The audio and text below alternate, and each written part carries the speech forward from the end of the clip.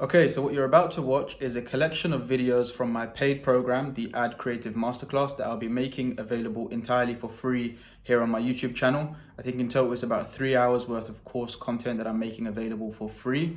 The purpose of this program is designed to help agency owners, e-com brands, dropshippers, anyone who makes ads online to help make better ads, to actually build creative operations systems, SOPs, and everything in-house so that you can internalize basically production of your creative and build a pipeline of winning ads into your business where you know with predictability how many creatives you're going to test, what your win rates are, and how you're going to go about actually doing that. So the core components of the course is all about conducting research, actually creating your scripts, testing creatives, ideation, research, iteration, analysis, basically everything required to create winning ads at scale. And what I'm going to make available for free here, like I said, is about 3 hours worth of the content. There's obviously a lot more inside the course itself, which you can find out more about at the first link in the description. So without further ado, enjoy the free 3 hours of content. Subscribe to the channel if you're new, and please do let me know your feedback in the comment section about how you found the course, and I'll see you in the next video.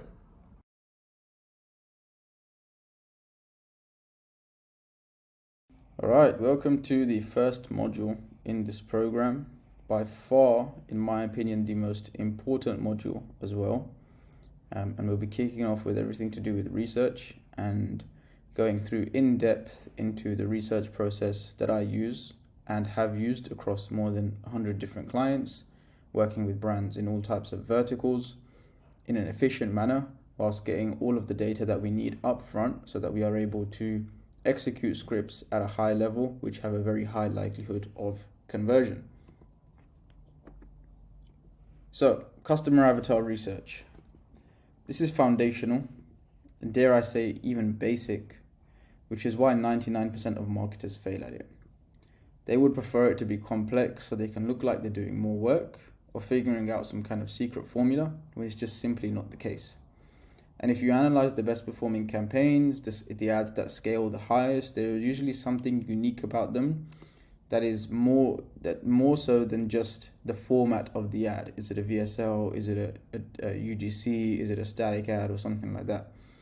The number one thing that differentiates top performing campaigns, top performing ads from your basic baseline CPA and non-performers is how much research goes into creating the ads, finding a unique angle, putting a unique spin on things, because e-com in general is a very sophisticated marketplace now. There's very low likelihood that you're going to stumble upon a magic ingredient in a product or some kind of very unique and novel idea that somebody else hasn't already started running or potentially even scaling. And so you have to compete outside of just, is my video more engaging, or is my creator a certain kind of creator, or is my ad a certain kind of ad? You have to compete at the level of the foundations and the principles, which will always hold true regardless of the type of content you're making. So this is why we are starting with research. So I want to introduce you to the Research Hub, and this is basically the hub, literally, of all of the research that we conduct for when we onboard a client. So it goes through a series of different steps, and we'll cover those in depth throughout this video, but I'll give you a quick introduction. The first one is the existing ads deep dive. So that's what we want to look at: your existing ad account, your existing ads, your top performers over the last 30, 60, 90 days, potentially even the past year. And we do a deep dive into them. Then we'll go into competitor/industry ad deep dives. And then we'll use 3 different research tools to bolster our research. And that's where we really find the golden nuggets of information, of angles, of pain points, of desired outcomes that will be massive needle movers when it comes to the success of our campaigns. This is the exact process that we have run for more than 100 brands, like I mentioned, in order to produce ads with a high likelihood of conversion. Because realistically, we cannot control for conversion, but we can do everything that we can up front to make sure that we have put the ads in the best position to be able to convert at a high level, to beat our best performing ads right now, and continue to scale our ad account and scale our spend.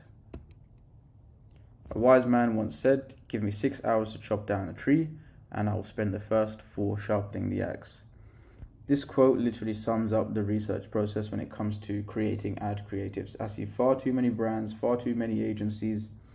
They'll see something that somebody shared on Twitter, or they'll take an ad that looks pretty on Foreplay, and they'll literally just recreate it based on no insight, no guidance, no research. And most brands that I even come across, like clients, most of them don't even know their best performing angle. Most people don't even know why people buy their products. Most people don't even know what the specific desired outcomes are that people are achieving with their products, which makes them want to leave a 5-star review. And they're not leveraging any of this very, very important, impactful data when it comes to creating new ads. So step 1, in-depth analysis of your winning ads. So using the spreadsheet, we'll go through this process, and this gives us basically the lay of the land. We want to see what your best performing assets are. We want to see what are the specific driving factors and the building blocks of your best performing ads. So let's use this winner that we made for Obvi as an example. Imagine this was a winner from inside your ad account. I'll link the deck for this below, and I'll quickly play it. I'm not entirely sure if you'll be able to hear it, but we can go through it. 3 hidden causes of a saggy belly: genetics, stress, and poor diet. But Obvi's Collagenic Burn is designed to tighten your tummy in 30 days or get all of your money back. The transformation in my body has been insane. I've lost 18 pounds in 6 weeks. My skin looks tighter and firmer thanks to the 5 types of collagen it contains. Not to mention the improvement in my hair health and my nails too. My esthetician said that other women saw the same results in using Obvi's Collagenic Burn, so I had to try it and I was not disappointed. I'm a believer. The incredible super blend that contains BioPerine, Anobio, and green tea extract with collagen helps suppress my appetite and boost my metabolism so I'm not snacking or overeating. The ingredients also prevent my body from storing fat, so I'm able to burn through the excess weight that I've been carrying for years. If you haven't tried it yet to lose that stubborn weight, you have to try it. But hurry, because they sold out 4 times this year, so no promises. Okay, so that's the ad. Now we'll review it in depth. So the first question that we want to ask ourselves in order to conduct an existing ad deep dive, looking at our best performing ads in our ad account, is what is the ad format? Is it an image? Is it a GIF? Is it a video? And then we want to ask ourselves, who is the ad aimed at? So who is depicted in the ad or in the script? This will tell us who we need to double down on, or who else we should potentially target. This is a very good example of that. Obvi was reaching primarily white middle-aged audiences with their existing winning ads, but by analyzing their niche and their problem, specifically of their Collagenic Burn product, of the pain point of loose, sagging skin and collagen deficiency, we identified that ethnic minority audiences were drastically underserved in this niche and much more likely to have this problem and have a more extreme version of this problem, specifically talking about like Latina women, African American women. And so we put together using scripts using this new avatar and found a winning ad that was the best performer for months and slashed CPA literally by 45%. It was their best performing ad. They tested it on cost caps and it scaled within like a week to 36K. Very, very good performing ad, continued to run for months. But this is the power of understanding the lay of the land when you look at who is depicted in your ad scripts, because it will show you who is being underserved in your potential marketplace by your own brand, and who can you potentially double down on. So we used an overweight African American model, simply because statistically ethnic minority communities are much more likely to experience the pain points that Obvi's Collagenic Burn product addresses: loose skin, sagging belly, collagen deficiency. And this was a key insight that we used, which we gained from another brand that we work with called Vibrosculpt, and they have a product that basically helps with tightening and sculpting loose skin, cellulite, and these kind of things. And we had a lot of success with them, leveraging creators who were overweight ethnic minorities.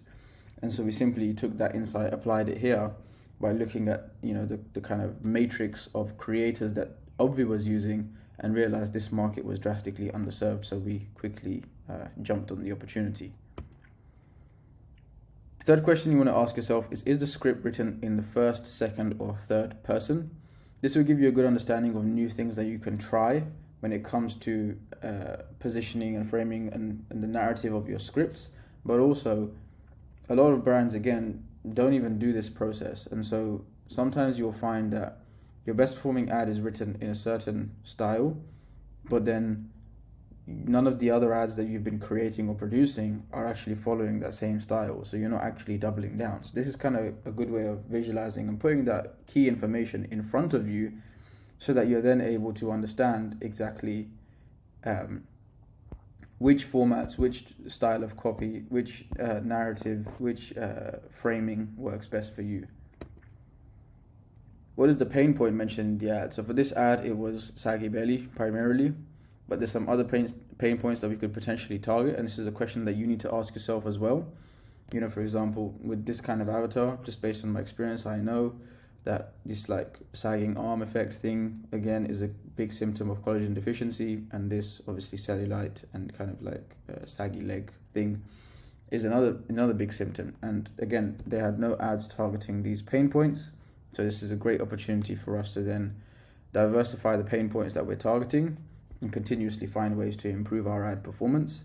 And again, when you do this process for your own brand, you'll be able to analyze which pain points you are talking about in your ads, which pain points you've tested, and which pain points you haven't, which you can then open up new avenues for when it comes to scripts and angles.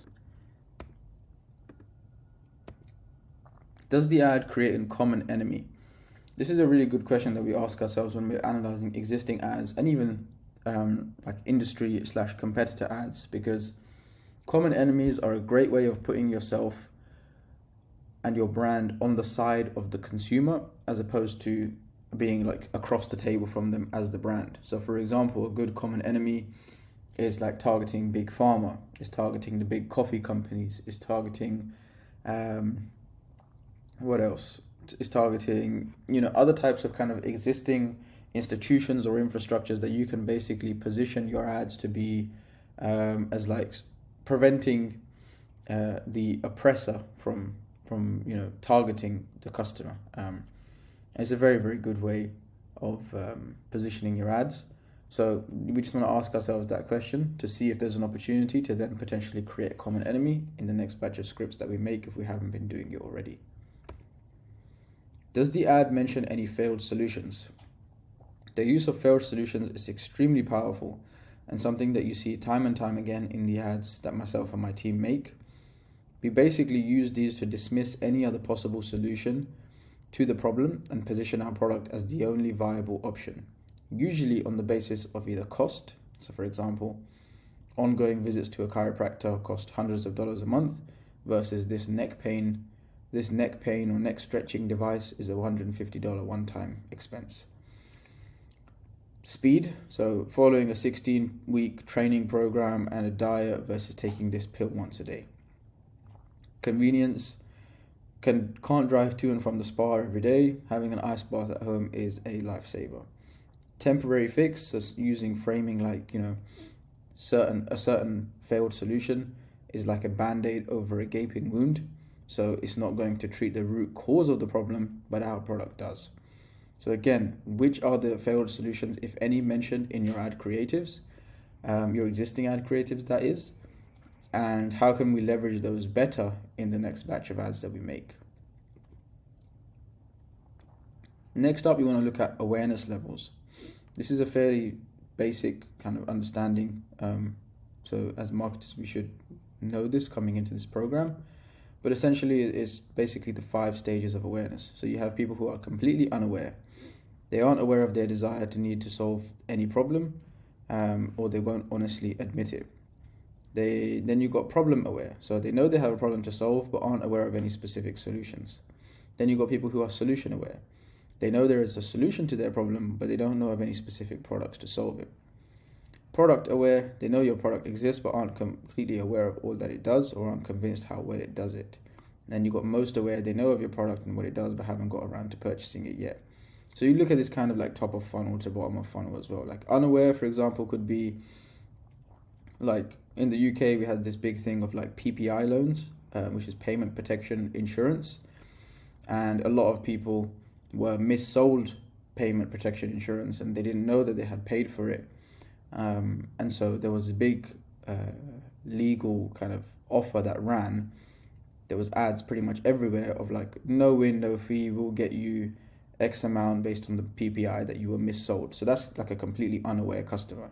And anyone would pretty much like try their hand at, taking advantage of that offer. Then you got people who are problem aware. They know they have a problem they know they have a problem to solve, but aren't aware of any specific solutions. So that could be pretty much any pain point that isn't necessarily of a highly sophisticated market. So if the market is not highly sophisticated in that regard for that pain point, then you could potentially target that kind of customer avatar. Then you got people who are solution aware. So they know there is a solution or multiple solutions, but they don't know either of any specific product to solve it or which one to choose. And these are usually the highest yield group of customers, and they will usually give you the highest or biggest total addressable market to go after. So they're a very, very good avatar to go after when it comes to producing ads that will scale to spending thousands of dollars a day. Then you got product aware, and then you got most aware, and these are basically like bottom of funnel. They want to see reviews, they want to see social proof, they want to understand the unique mechanism better, they want to, whatever else it might take. They want your guarantee to de-risk the purchase, and you can do this through a variety of forms. But understanding this and then analyzing your ads and looking at which stage of awareness are we really targeting with this script, with this static ad, will give you a good understanding of other pockets of the audience that you could potentially go after, or which groups to double down on based on your top performing ads. Some other things to include in your analysis is product. So which product are your best performing ads actually promoting if you have multiple SKUs? Usually, like most things in marketing and business, this follows an 80-20 principle. So don't be surprised if majority of your spend and top performers are going to one specific SKU. That's just a great opportunity to double down and either find more angles and find more unique ways of presenting your message to the audience. CTAs. What CTA do your best performing ads use? Is it de-risking the purchase with a guarantee? Is it, I'm not talking about like shop now and learn more buttons. I'm talking about the actual ads themselves. Like, how is it closing the customer? And how can we potentially leverage that in new scripts? Landing pages as well. So what landing pages are your best performing ads driving to? Is there a specific pain point that landing page or your best performing landing pages focus on that you can then make ads that speak to that specific pain point more specifically in a more detailed and targeted manner to kind of improve the congruence of the funnel and increase the conversion as a result? And then what is the offer? What is the offer on your best performers? Is it a first purchase discount? Is it a bundle? Is it a value stack with like the product plus additional free bonuses and gifts? Understanding that will also help you get a good understanding of how you should be exactly promoting the product, how you should be making the close in your creatives so that the offer is literally a no-brainer. So step 2, repeat the exact same process as above using your competitors' ads. So if you go back to the videos that I showed you using AdSpy, Facebook Ad Library, and Foreplay, you can then put together in the second tab of the spreadsheet, you can put together an analysis using the exact same points as above, but of your competitors' ads and other industry ads. Like I said, there's another lesson in this module that covers how to swipe ads the right way, so watch that and then proceed with step 2. Step 3, element research. So elements are basically, like I said before, the building blocks of the ad creatives. So what goes into making the ads. And really, element research, the goal of it is to identify areas for improvement of the following elements of our scripts. So number 1, angles. Number 2, problems.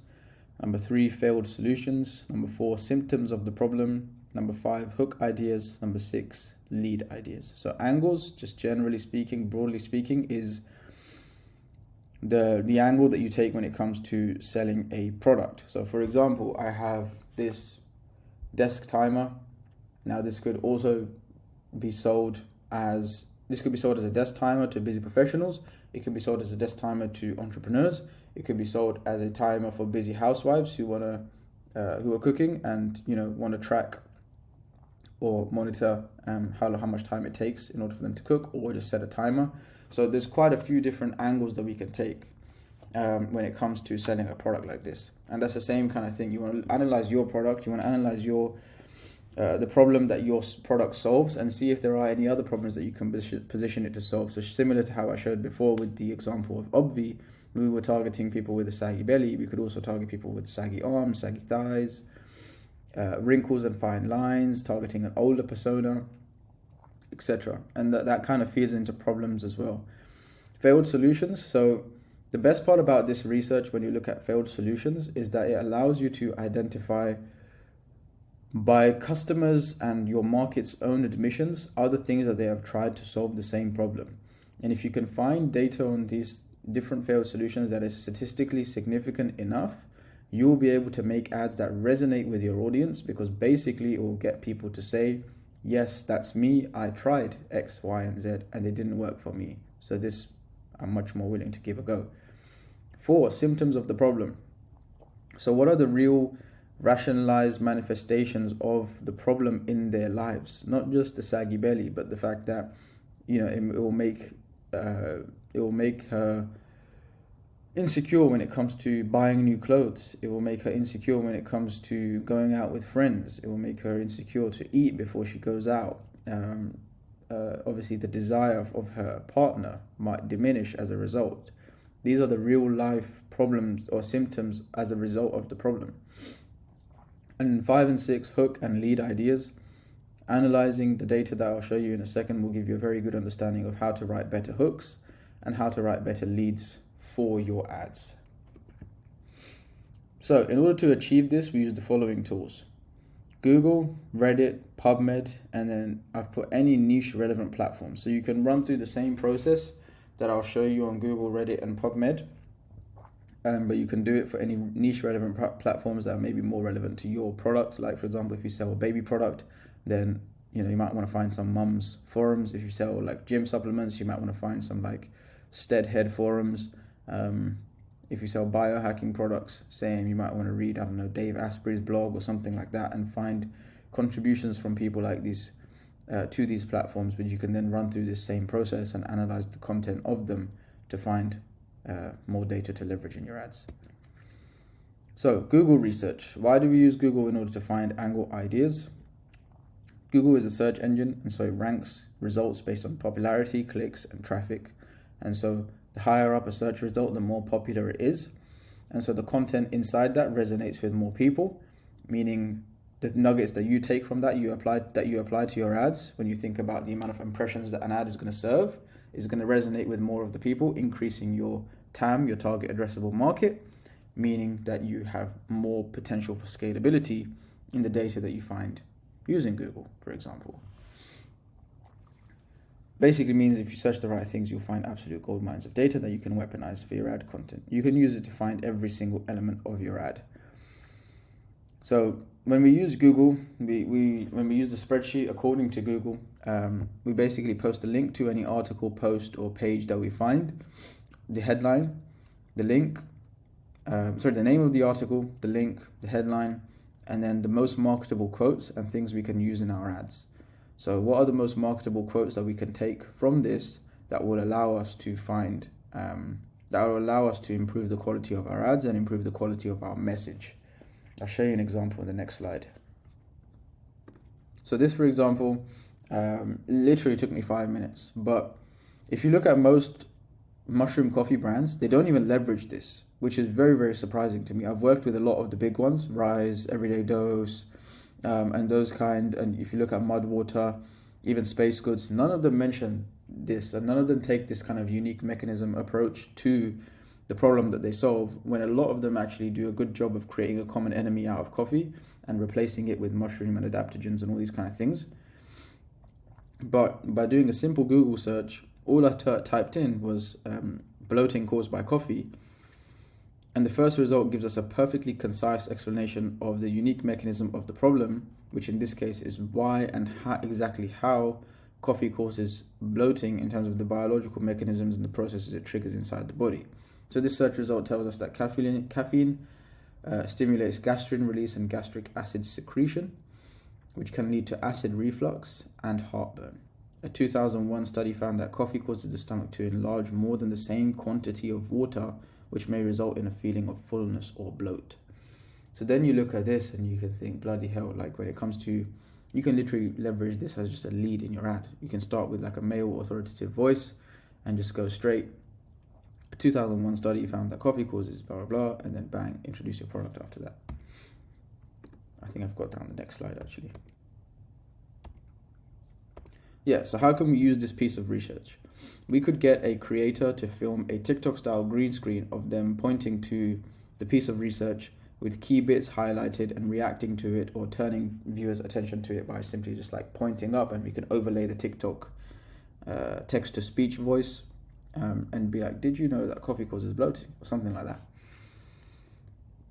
We could use this as the part where we explain our unique mechanism of our problem, to explain to the user why they feel bloated after drinking coffee and help them to rationalize their pain and make the ad relevant to them. Because we're not making big unsubstantiated claims then, we're using data and we're using studies to back it up.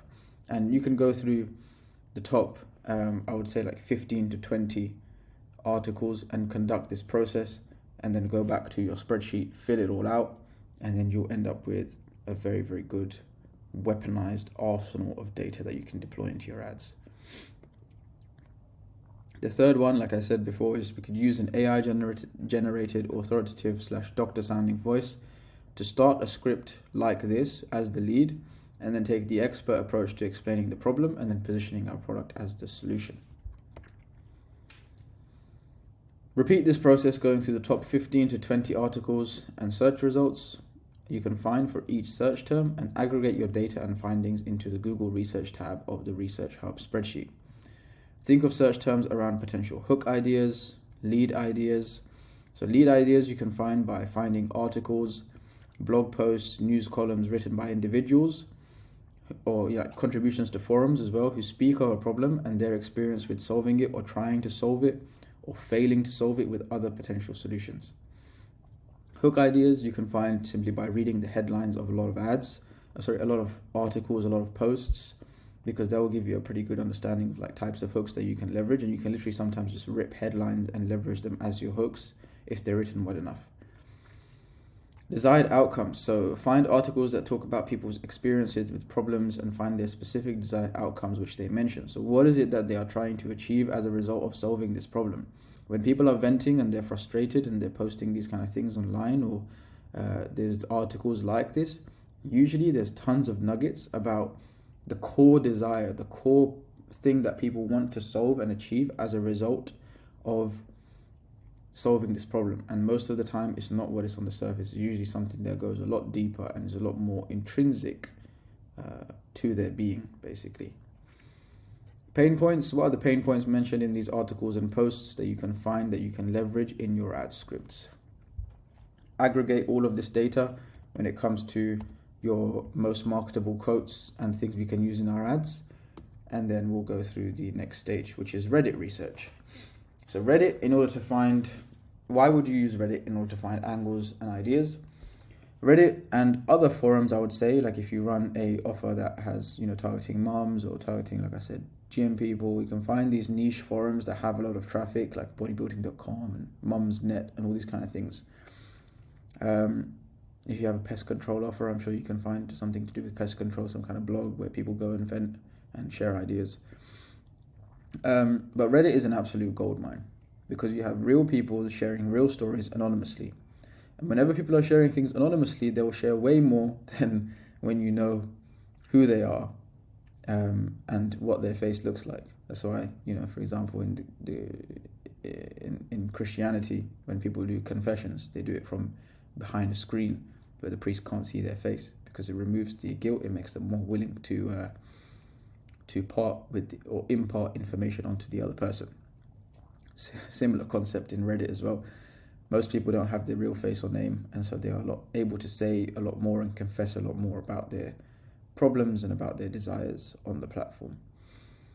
And with the upvote system in Reddit, you can quickly find statistically significant, I've put that in brackets because we're not really analyzing data, so I don't want you to take that literally.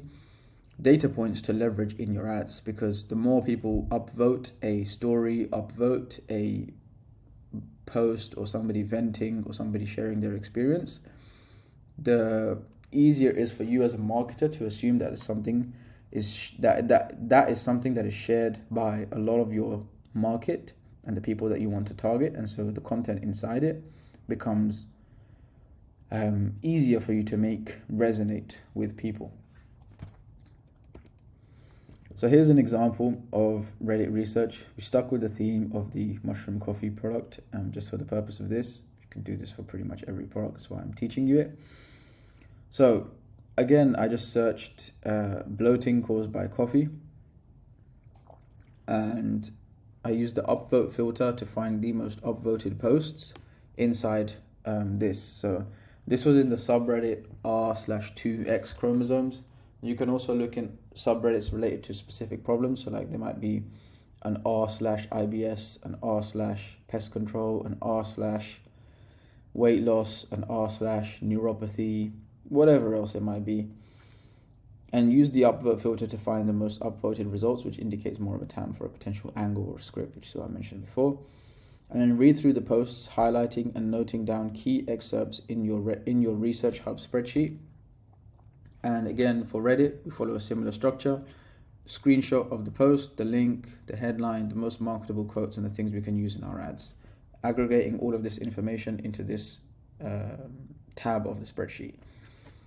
So this, for example, this absolute gold mine of a post is literally like, as a brand, if you sell something related to bloating and you read this, you can find so many potential strings and threads to pull on that you can include as pain points, as desired outcomes, as leads, etc. into your scripts. And I'll show you this just by analyzing the first paragraph. So just from this IBS until young, just from this, I'll show you exactly how we can leverage or how powerful the data that we find inside here is.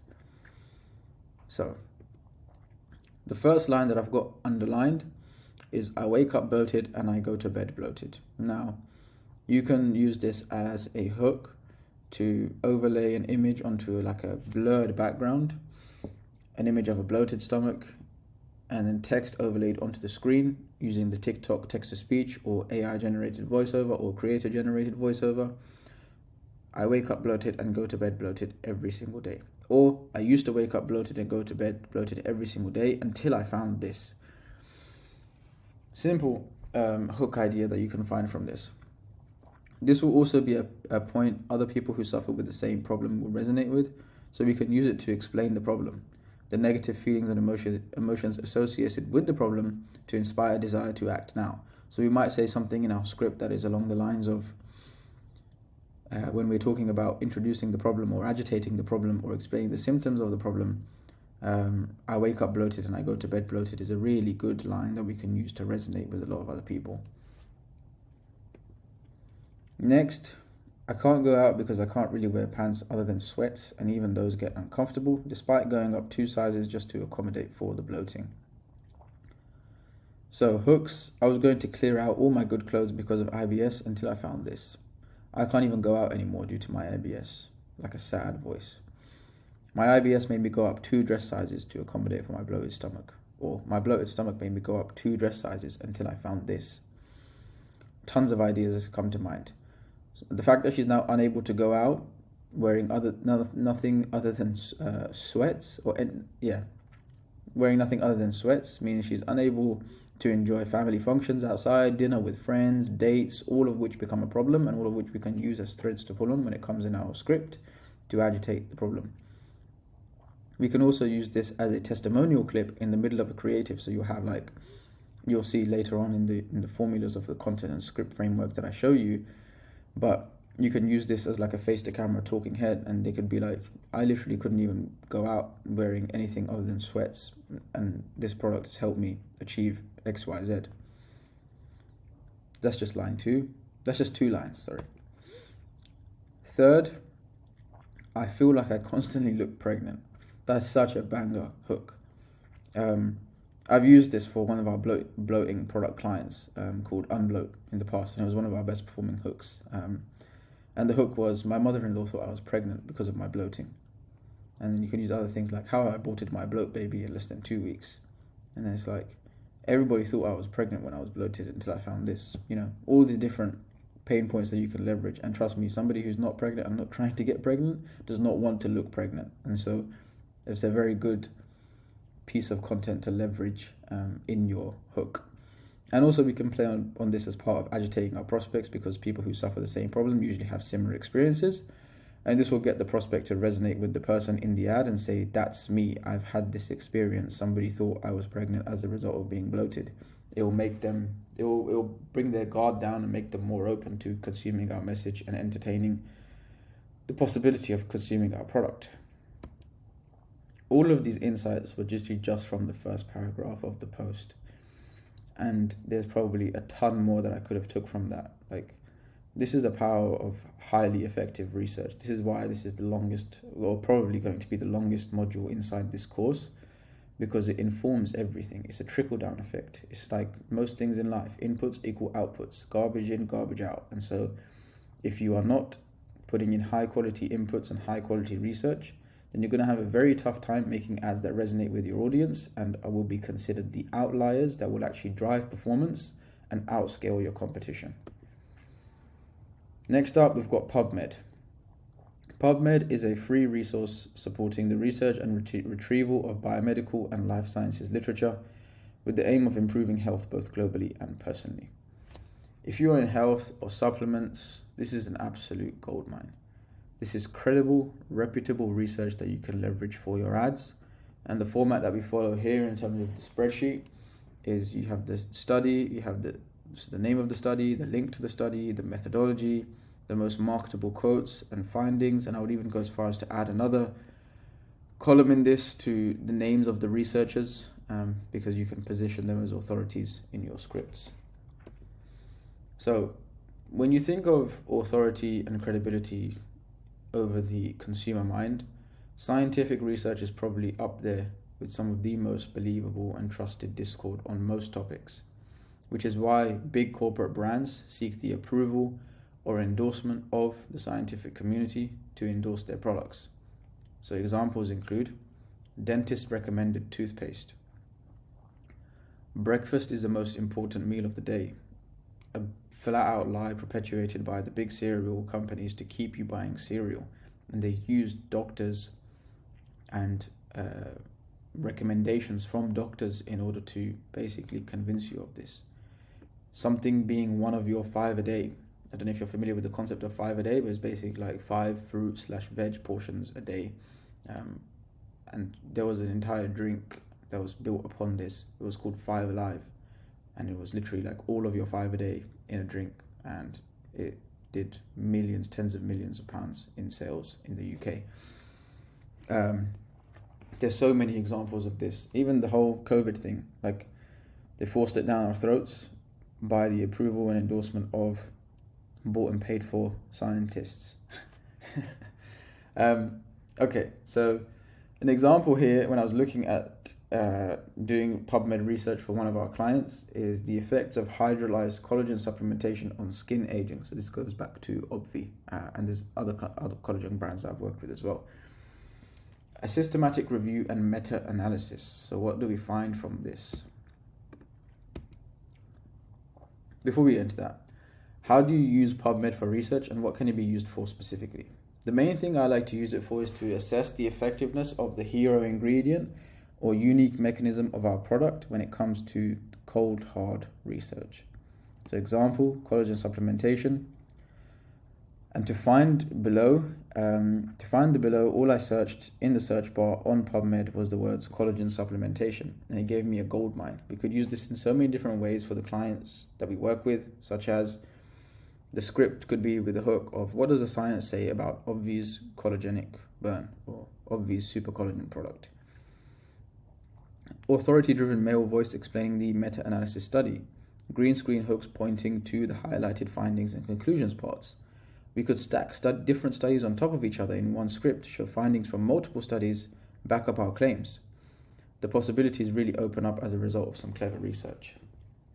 So what did we actually find in that study? Let's quickly review the content.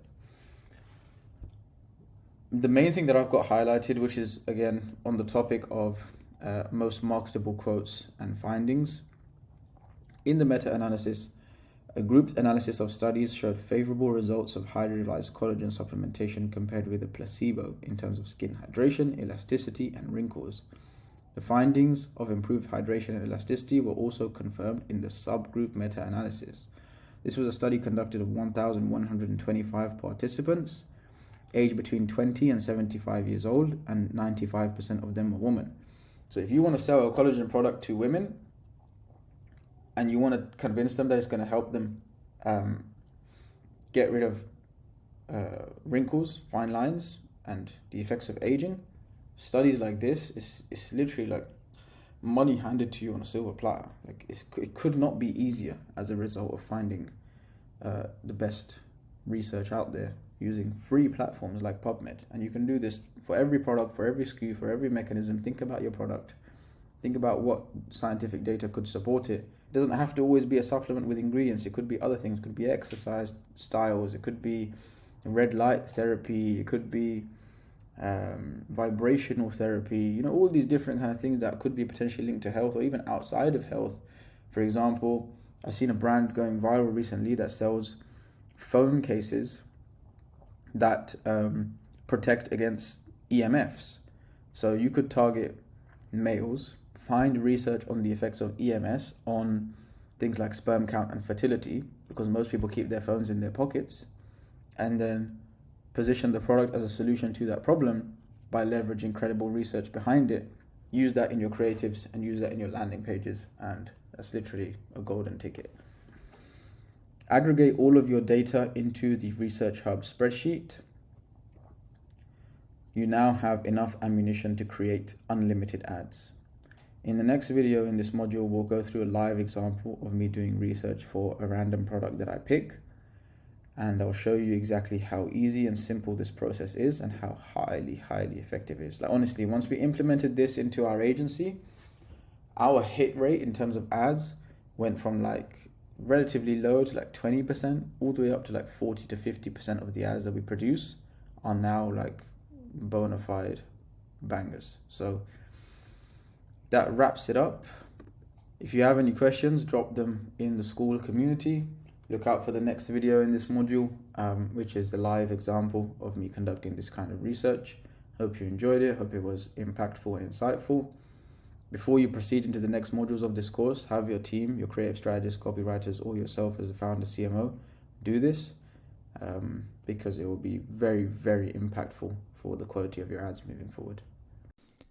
Alright, so in this video, I'm going to show you exactly how we have been leveraging advanced AI prompts to generate unlimited ad angles, unlimited ad scripts, unlimited ad headlines, unlimited ad copy, unlimited pre-sale article ideas, listicle ideas, advertorial ideas, everything that you would pretty much need to execute effective marketing for your e-com brand. Essentially, you can find the collated list of all of the prompts, all of the templates of the prompts below this video, but I want to show you a live example of a client that we did this for just a couple of days ago.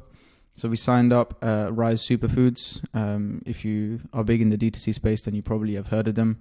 Massively successful brand.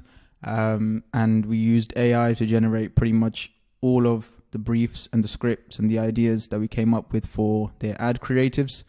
We prepared a full AI research document and everything that goes along with that. So the first prompt that we used, and again, the link to this, or the template for this entire prompt, which runs up until here.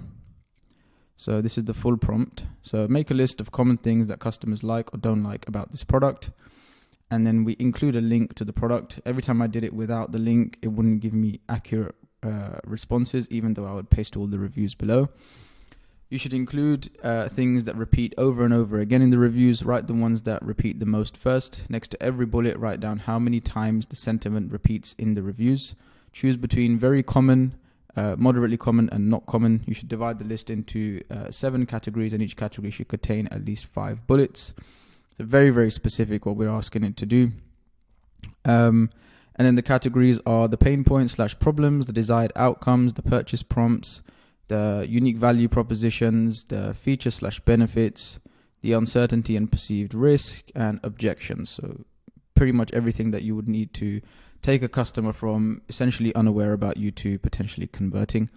For every heading, choose an appropriate emoji and paste it next to the heading. Do this using the reviews below. So what is essential for this to actually work for you is review mining. Now, if you have a brand that doesn't have thousands of reviews, what you can do is take the reviews of your biggest competitor or a competing product on Amazon that has potentially thousands of reviews, export those all into a CSV using some kind of data scraping tool or a VA. Just ask them to export each review and get it all into a CSV of thousands of reviews. For the purpose of this one, because Rise has so many reviews, we used 31,000 reviews, but we only imported around 600 to 1,000 reviews into ChatGPT, I believe. So you literally just grab the first. We did it 70 reviews at a time. Every time I did it more than that, for some reason the lazy AI would say that it couldn't process that many, it couldn't read that many, whatever else. So I stuck to 70 at a time and literally copy and pasted them all into here.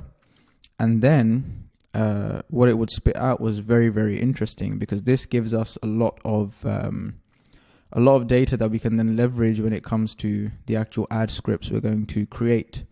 And I think this approach is quite different, because a lot of people use ChatGPT to try and create an entire script in one go, versus if you follow the AdTalk modular framework. If you're not familiar with that, send me a DM. I'll show you exactly what that looks like.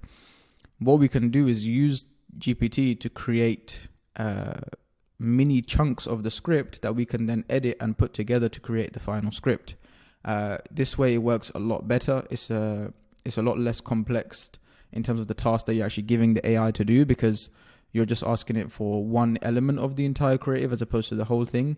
And then what you can do once you've generated all the different elements, to give you a breakdown, we might ask it to generate a hook, then we might ask it to generate a problem sequence, a failed solution sequence, testimonial, first person, third person, call to action variations, risk reversal variations, etc., to the point where we put together this kind of 10 to 12 elements of our modular framework, and then we can use that to put it all together and make the brief flow seamlessly, adjust the script slightly.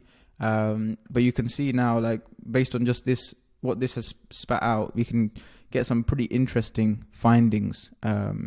So for example, the pain points and the problems that people had with the product: it didn't taste like coffee, the taste was too earthy, some people don't like the taste. And you can see how common these are based on the reviews that we submitted as well. Obviously, the more reviews that you submit, the better the quality of the data set you're going to get out the other end.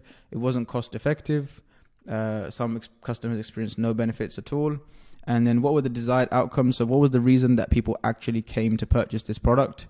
This is really important when you're writing ad copy creatives, to focus on the things that people are actually trying to benefit from with your product. And then you can use those in your ad copy to position your product as the ideal solution for those 4 or 5 different things. So increased energy was one of them, better sleep, clearer mind / focus, improved gut health, and reducing inflammation. All of these are kind of side effects of coffee as well. So this kind of gave us a pretty good angle to attack the traditional solution to the problem, which is generally speaking going to be coffee. What were the purchase prompts? So what kind of drove people to actually purchase? They were seeking a coffee alternative. They wanted to try something new. Desire for the benefits of mushrooms. Mushrooms are, quote unquote, trending right now. Health and wellness goals. Curiosity about the product. What were the main unique value propositions of the product that pushed them over the line? So energy without jitters. This is a big one when you're looking at brain fog, when you're looking at performance, etc. Aid in weight loss. This probably you can articulate through the fact that it has less calories than, a Starbucks, for example. Contains adaptogens for stress relief, enhances cognitive function, no crash after consuming, so it's kind of all-day energy. Unique features and benefits. So what were the most commonly mentioned unique benefits that people liked based on the reviews above? What was the uncertainty? What were the objections that people had? And then I pasted some more reviews, a little bit more this time than I did previously. And then I submitted the same prompt again using more reviews. And then it gave me another set of outcomes. So pain points, customers experiencing headaches or other health issues who are experiencing bloating and inflammation, customers looking for increased energy, focus, calmness, some of the same stuff that you can see in the first one, but I noticed there was some variance as well. So if you paste different batches of different reviews, you might get different outcomes, which is very helpful when it comes to creating more and more ad scripts, more and more ad angles. And essentially, if you do this once with all of your reviews, you might kind of run out. But if you do it with batches of reviews, then you're more likely to have kind of a steady stream of ideas consistently. And you can always use the same data set to extract more things from the data with different prompts that I'll show you later on throughout this video. So yeah, that gave us this, which was pretty good, because now we can kind of position our ad scripts using the modular framework to focus on the key things that were the most common, that people mentioned the most when it came to purchasing the product. And again, this is data and insights taken directly from customers who have consumed the product. It's not assumptions. It's not, founder-led ideology behind why they think the product is the best. This is stuff that people who bought the product liked and did not like about the product, why they decided to buy the product, what was the motivation behind their consumption of the product, what were they trying to alleviate by consuming the product. All these different things allow us to then create a very, very effective script that speaks directly to the core problems of the target market, and positions our product in quite a somewhat crowded market in like the mushroom coffee space in a different way. The next set of briefs that I executed, this is something that I believe that I learned from Ezra Firestone, who did this for his Boom by Cindy Joseph product. So what I did was, I'm going to paste a bunch of reviews for this product here. Again, attach the product URL. I want you to read them and then answer some questions about them. So this is basically what we're doing with review mining. So we're using the reviews of the product to generate more and more data and insights about the product that we can then use for marketing purposes. You can also do this at a really advanced level with customer support tickets. For example, if you imported, all of your customer support tickets over the last 30 days into the ChatGPT, and you used it to create an effective FAQ section on your website that was hyper optimized based on the specific commonalities of the questions that you were getting asked on your website, on your support email. Imagine how much more effective that would be than based on the assumptions of what you're going by, because you do not have the capability to analyze the amount of data that the AI can do within 5 to 10 seconds, and you paste all of this data inside it. It makes all of the sense of it that you can in a lot faster than you can, and it will do it in a much more effective way and give you much more effective conclusions and inferences from the data. So that's another effective use case, to actually use it to paste in your customer support tickets and then generate an effective optimized FAQ section for your website, for your landing pages, for your advertorials, that you can then use to tackle objections, to risk reverse, to drive conversion, to make more effective call to actions. Everything else follows on from that. So just based on this example of the reviews, I continued to paste more and more reviews. I think I did about 3 batches in this one. And it spits out a summary of each batch of reviews every time. Kept doing it. Okay, so now we have the effective insights that we can actually draw. So this is one of the effective prompts that you'll find below the video. Based on all the reviews I've pasted above, tell me 5 reasons why people purchased the Rise Mushroom Coffee. So based on the reviews you provided, here are 5 possible reasons why people purchased the Rise Mushroom Coffee: the health benefits, the taste, the convenience, sustainability, curiosity. Now, we can play on all of these when it comes to generating angles for our creatives, when it comes to generating first-person testimonials about specific things, as opposed to trying to cram everything into one potential ad script. We can then use this to create multiple variations of the ad scripts, using each of these as kind of a different motivating factor to see what drives the most conversion. Then we said, now give me 5 pain points people were looking to solve or alleviate by purchasing Rise Mushroom Coffee.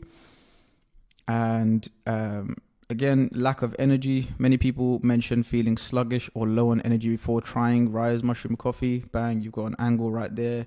You can make so many hooks off of the back of that. Difficulty focusing. Some reviewers mentioned struggling to concentrate or stay focused throughout the day. They were interested in the cognitive benefits that the mushrooms in Rise Mushroom Coffee are said to provide. So you could make an in-depth first-person testimonial portion of your script talking about specifically each of the mushrooms that are included in the supplement or the product and exactly what the benefits of them are. Digestive issues, bloating, IBS, these kind of things. Coffee is a big problem for those kind of things. This is said to alleviate those, and a lot of people mentioned experiencing digestive issues with regular coffee. So we can use that to attack the incumbent and the traditional solution to this problem, which is coffee, which Rise do very well in their marketing as it is. Poor sleep. A couple of reviewers mentioned having trouble sleeping and we're looking for a coffee alternative. Stress, high levels of stress or anxiety, etc., etc. Now, if you wanted to make a 5 reasons why listicle, these are some bang on points. And then you could even do a 5 reasons why for each of these 5 reasons to make, 5 different listicles just based on specific points. And you can then ask it to, for example, for the lack of energy, give me 5 specific reasons why people might have experienced a lack of energy prior to consuming Rise Mushroom Coffee. What are the most common pain points associated with the lack of energy? All of these kind of things you can then include. Give me the 5 things that users reported trying prior to Rise Mushroom Coffee to solve the same pain points based on the reviews pasted above. This is something that we use within our modular framework, which is called a failed solution, basically trying to discount all the potential alternative ways of solving the problem as not ideal, too expensive, not efficient enough, not effective enough, etc., etc. And then saying our product is none of these things and everything you need it to be, therefore buy it kind of thing. So we can see that, for example, the things that people have tried based on the reviews pasted above are traditional coffee, which is kind of the main one that Rise target. Energy drinks as well. People have tried energy drinks to combat fatigue and boost their energy. Herbal teas, supplementation, other mushroom coffee blends from other brands like Four Sigmatic or Om Mushrooms and these kind of things. I found that they preferred the taste and the effects of Rise Mushroom Coffee. So if you wanted to make an ad script that was more targeted towards people who are solution aware, as in they knew that the different mushroom coffee blends that existed on the market, and we just wanted to focus on the fact that ours not only outperformed them in terms of cognitive function but also taste, we could do that very easily. Based on all the reviews above, tell me 5 things that Rise Mushroom Coffee has as unique selling advantages compared to competitors. Taste, convenience, high quality ingredients, positive effects. So we could make a listicle that was 5 reasons why Rise Mushroom Coffee obliterates the competition. Bang, you got a pre-sale right there. Or you can do an ad as well, an ad script, ad copy, ad headlines. So many things you can take from this, so many ideas you can generate from this. Now tell me 5 benefits people got related to their energy and focus. So you can get very specific if you want to try and benefit stack in the middle portion of your UGC ads.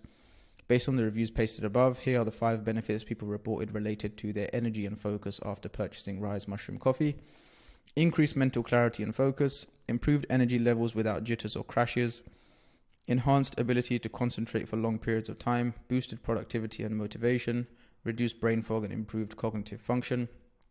You've got 5 reasons why there, or you've got a benefit stack in your UGC, or you can position that to your ad copy as well. And the prompts to do that are very, very simple. How would brain fog affect people in their day-to-day life? So maybe you want to drill down deeper into the pain points specifically, and get people to or target people on a deeper level than just the surface of like, this is the pain point, here's how we solve it, but really play on the emotional element or the unique mechanism behind the problem itself using this prompt. What benefits did people derive from taking Rise Mushroom Coffee related to their gut health and or bloating issues? Based on the reviews provided, there were no specific mentions of user experience benefited related to their gut health or bloating issues. So we can kind of maybe discount that from our potential ideas. And now we're kind of getting into the cool things that you can do from an ad script perspective. Give me 10 ways to say that Rise Mushroom Coffee was life-changing. It started to spit out some of the common stuff that you hear in a lot of UGC briefs, which is like literally obsessed, game changer, these kind of things, which you want to move away from. You want to target people in different ways. You want to give people a different look when they're hearing the same thing from 100 other brands.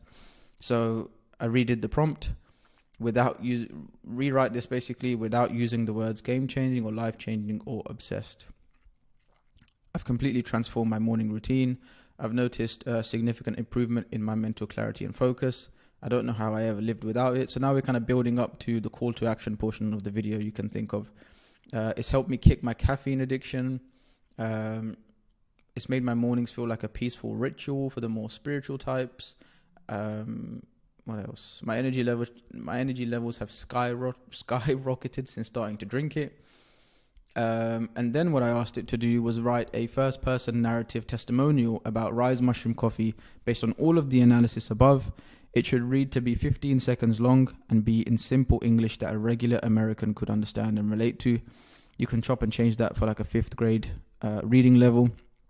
I just put this one, it's relatively similar, the output. Before I discovered Rise Mushroom Coffee, I struggled with feeling tired and unfocused in the mornings. I tried everything from energy drinks to different coffee blends, but nothing seemed to work. Then I tried Rise Mushroom Coffee and everything changed. Not only did I feel energized and focused, but my gut health was also improved. And I experienced less bloating. It's become a staple in my morning routine, and I can't imagine starting my day without it. You could do literally a POV video, which is just like an unboxing POV, showing the product, showing what's inside, blending the drink, and make this a 15-second ad very simply. Or you can make minor adjustments to it, which we do in 99% of cases, because what the AI spits out is not always going to be what is optimal. Then I said rewrite it, but only focus on 1 to 2 benefits / pain points, because I felt like it was quite crowded. I felt like it tried to use too many of the things that were mentioned above. As opposed to just focusing on specific ones. When you have room to create more scripts, you might as well create more that are more specific, that drill down deeper into specific pain points. That way you can target people where it matters, and then you can identify which angles, which pain points and which benefits really matter most to people, so you can double down in future. I used to struggle with brain fog and finding a morning routine that worked for me, but ever since trying Rise Mushroom Coffee, I've noticed a significant improvement in my mental clarity and focus throughout the day. It's become an essential part of my morning routine, and I no longer feel sluggish or unmotivated. Plus, it's been a game changer for my gut health, reducing bloating and discomfort. I'd highly recommend giving it a try. So even then at the end, it tried to squeeze in this other stuff related to another angle. We could simply just get rid of that and move straight into a call to action. Then one of the other prompts I used is Rise Mushroom Coffee is priced at $30 for 30 servings. Give me 10 price chunking statements that we can use for Rise Mushroom Coffee. So again, like these are different things that you can inject into different scripts.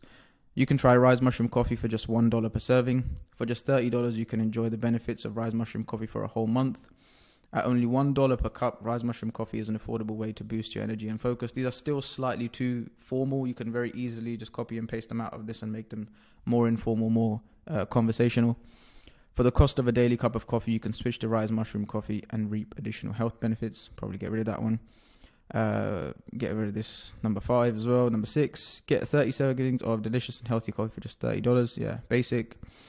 For only $1 a day, Rise Mushroom Coffee can help improve your gut health and reduce bloating. If you switch that into first person, you've got a pretty good build up to a call to action into there. Potentially use that as the call to action in the ad. What else? Okay, so then I redid the prompt.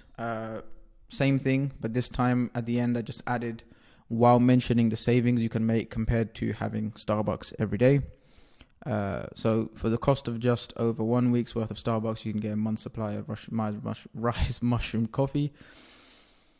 By switching to Rise, you could save up to $100 a month. For less than the price of 2 Starbucks drinks a day, you can enjoy a month's worth of energy boosting benefits, etc., etc. You've got all these different variations, and you can simply copy and paste these out, and you've got 10 different call to actions there that are very easy to inject into a script. So that's exactly what I did. Use the price chunking statements above to create 5 unique call to actions for a UGC script that is selling Rise Mushroom Coffee. Ready to save money and boost your energy at the same time? Try Rise Mushroom Coffee today. Say goodbye to expensive coffee runs and hello to daily savings with Rise Mushroom Coffee. You get rid of the mushroom coffee part and just say Rise. Join the Rise movement and start enjoying delicious, affordable coffee every day. Upgrade your coffee routine and save big with Rise Mushroom Coffee. Invest in your health and your wallet with Rise Mushroom Coffee, your new go-to morning brew. So those are that's just all really focused on the testimonial side of things and the call to actions and the way we can present the price. But you can do the exact same thing with all of the different elements of the UGC script, the hooks, the visual hooks, the audio hooks, and then you can add control elements. So maybe you don't want it to mention some of the more basic things that you see other brands mention on a consistent basis. Maybe you don't want it to mention certain things about the product in the hook. Maybe you don't want the hook to be too long, so you can control the character limit, or you can control how long it reads to make sure it only reads 2 seconds, 1 second, to make sure that it's a very fast and snappy audio or visual hook that you can use for the purpose of your ad. Then where else are we going? Then I asked it to, now acting as a world-class direct response copywriter, I want you to write me 5 headlines for a pre-sale listicle for Rise Mushroom Coffee, where the headline begins with 5 reasons why. I have included an example below, just to give you an example of kind of how you can generate ideas for listicles from this. This is something that I learned from Stefan Georgi. He made a YouTube video about this pretty early on when ChatGPT came out and everything. So the example I added was 5 reasons why over 100,000 people rely on Rise Mushroom Coffee to give them all-day energy without the side effects of regular coffee. You can maybe use Starbucks or something in there if you really want to go hard. The 5 options it gave me was 5 reasons why mushroom coffee is the ultimate brain-boosting beverage, 5 reasons why fitness enthusiasts are ditching regular coffee for Rise Mushroom Coffee, so kind of focus on a specific avatar, 5 reasons why health gurus are obsessed with Rise Mushroom Coffee for improved gut health, 5 reasons why students and professionals alike are turning to Rise Mushroom Coffee for laser focus and concentration. That's pretty sick. 5 reasons why Rise Mushroom Coffee is the perfect alternative to expensive and unhealthy Starbucks. Solid. Now, acting as a world-class direct response copywriter, I want you to write me 5 Facebook ad headline ideas for Rise Mushroom Coffee based on the price chunking ideas above. These headlines should be no longer than 50 characters long. Upgrade your coffee game for $1 a day. So this is literally the headline portion of your Facebook ad.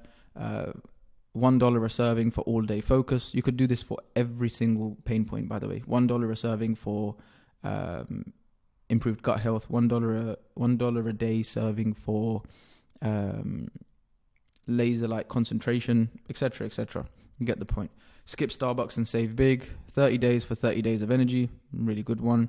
Ditch expensive coffee for Rise. Then I asked it to do the same thing, but this time focusing on the social proof of the fact that over 100,000 people have tried and loved Rise. So you've got join over 100,000 fans and try Rise Mushroom Coffee today. 100,000 plus satisfied customers can't be wrong about Rise. Discover why Rise Mushroom Coffee is loved by 100k plus people. These are really good headlines that you can leverage in your Facebook ads. Then you can get really specific with it as well. So let's say you I just took example as number 4. Give me 3 variations of number 4 above. So I spit out 3 variations. And you can kind of get the gist of exactly what I'm explaining here now. We're 25 minutes into this video.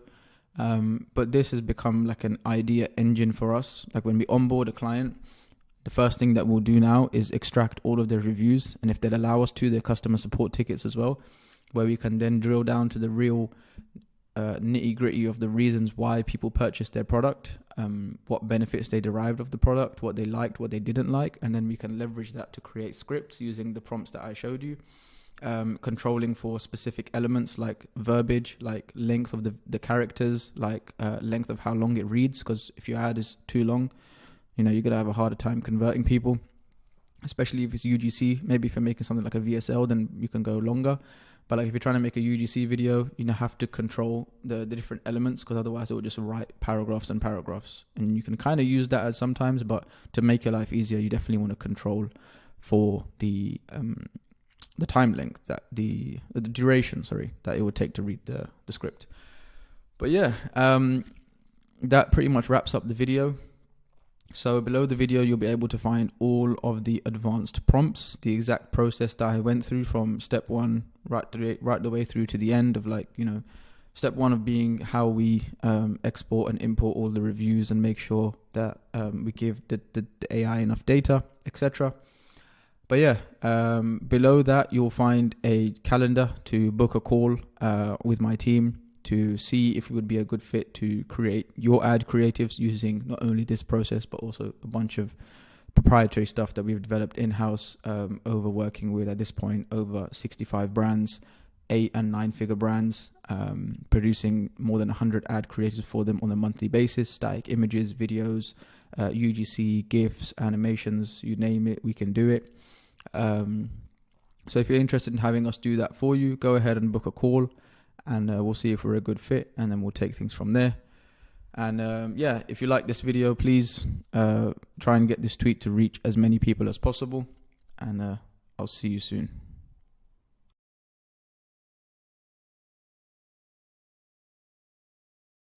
Of the AI Copilot Creative Masterclass. In this module, we'll be talking about everything to do with content creators. Part of setting up a pipeline of winning ads in your business is going to be setting up a pipeline of content creators, because you need faces, you need people, you need creators, actors to execute your scripts.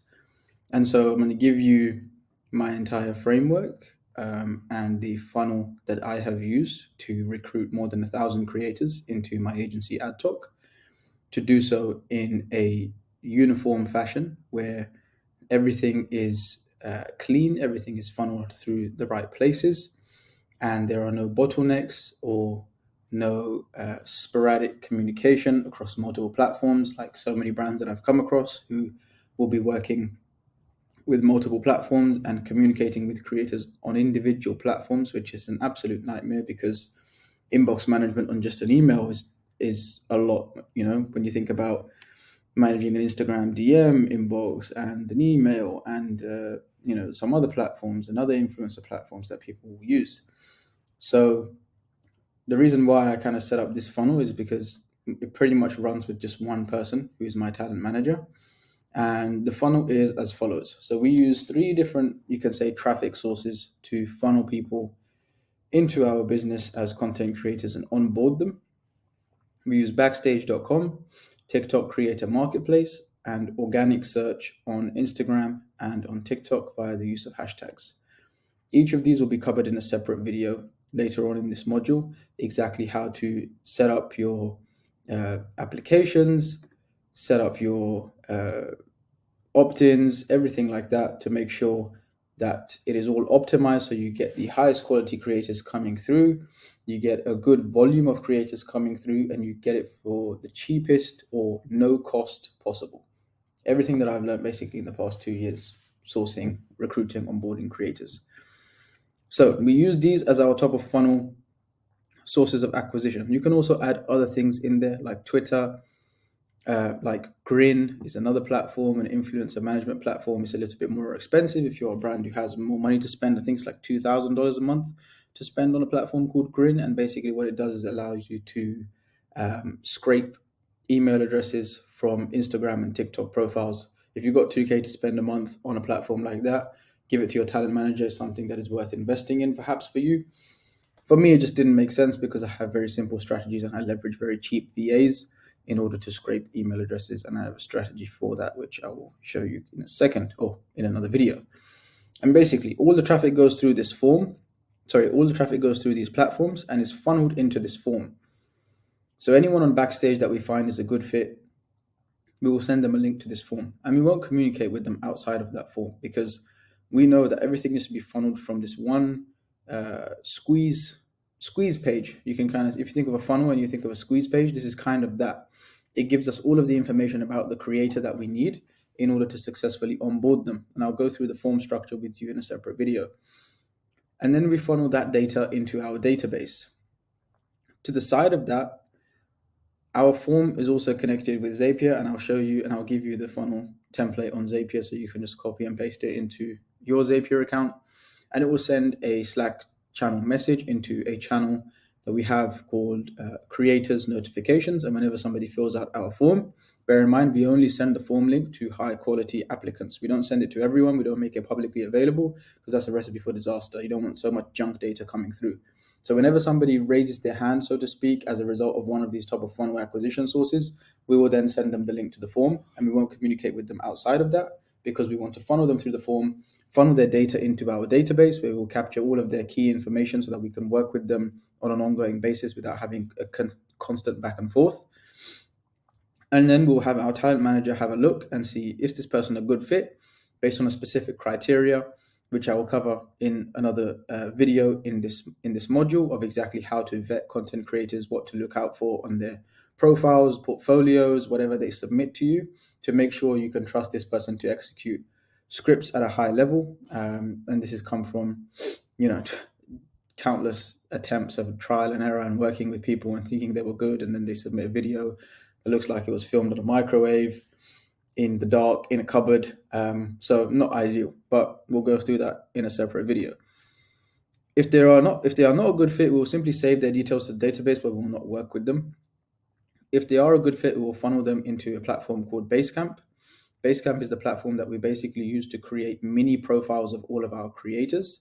So we have their name, we have all of their data, and we have some video samples so that when we want to run a new creative sprint, or when we're looking for creators to fit a certain avatar, we basically have everyone in different buckets inside Basecamp, and we just go into that bucket. So let's say we want fitness, let's say we want yoga creators or people who look like they do yoga, so like the spiritual mindfulness kind of female avatar.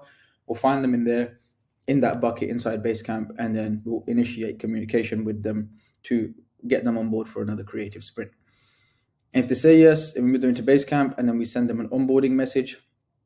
We funnel all of our communication through SMS because creators do not reply to email, and if they do, they take days, and we don't have time to waste. So you can use you can use iMessage, you can use WhatsApp. What I have done and what I suggest you do is you get a second phone with a second SIM card shipped to your talent manager. It's a one-time expense of like maybe $1,000. You buy an old iPhone, like a few generations old, and it will save you a few $100. And you send it to them, and then that way, if there's ever an issue, you fire that person, whatever, you simply get them to return it to you. You pay for them to ship it with DHL to you. You swap out the SIM, etc., and then you can run communication and you can send it to the next person. It's the easiest way that I found after, again, trial and error with creators, wasting time, taking days to respond. And for me as an agency where every day in a monthly period when we're running these 30-day creative sprints, is every day we lose is money lost because that delays my invoicing cycle for the next month for that client because the content is not going to get turned around on time. So we need access to the creators as fast as possible. I've tried other things like Slack and Discord and struggled a lot with adoption, getting people to adopt Discord and Slack.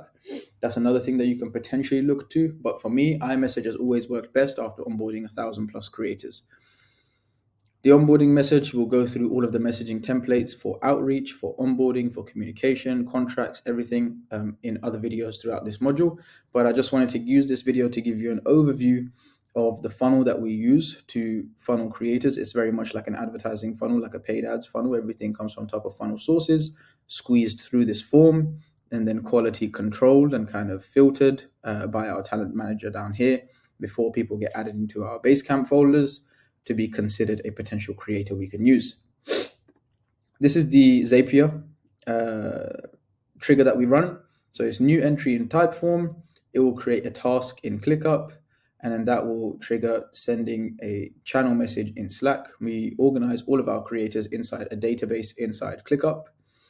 Again, I'll share this Zap. It will be below this video. The link to this Zap will be below this video. If you click it, it will literally copy and paste the Zap, and you simply just make changes where necessary to set up your accounts, basically, and then it will be good to go. So yeah, that is the creator funnel. We'll move on and we'll get into Backstage in the next video. We will talk about structuring your email outreach, the one that I've been teasing for the past 3 videos of how to all of the templates, everything, which tools to use, how to set up your uploads and everything into your campaign software. For the purpose of my business, I use Lemlist. You can use other things that have come out since then, like Smart Lead, Instant Lead, whatever else you prefer. But this is what the inside of Lemlist look like. You can see all the campaigns that we have run for our clients, sometimes reaching out to 1,700 creators at a time, depending on the brand and the niche. And I'll show you the exact campaign setup as well. So let's go into this one. And we simply send them 2 emails. This is obviously formatted for my business, so I won't show you this because it won't be relevant to you. But we have 1 email set up. And what I would advise you do actually is create a secondary or another account under your Google admin or Google business suite, whatever it's called, with a female name that suggests that the female could be attractive, because people respond better to female names than males. I've just found that myself. And use that alias to do your outreach, basically. And I would also suggest setting up a secondary domain in order to do this, so that you don't burn your main domain that is connected to your email marketing and whatever else, so that you don't hurt your deliverability. I won't go into how to set up another domain, because you can find tutorials on that on the internet very, very easily. But it's a 2-step email sequence. We send email 1, and then we wait for 2 days, and we send email 2. So what are the email outreach templates? Here they are. Again, these will be downloadable below this video inside the course. So simple template. Hey, first name, my name is name, insert name of the alias, and I run talent management at Brand. We reach out to talented content creators like yourself to produce content for our products. Here is our website for you to view the products we make, and we'll need your expert help just to excite them a little bit. I came across your content and love your profile and content creation style. We're currently looking for 3 videos from you with the view of extending our partnership longer term and creating content for more of our brands on a retainer basis. More of our brands, even if you don't own multiple brands, just allude to it, because it dangles the carrot and it makes them more willing to accept a lower rate. And if you have to negotiate with them, you can do and say, look, we have other brands. Even if you don't, you'll get a cheaper deal on the content up front.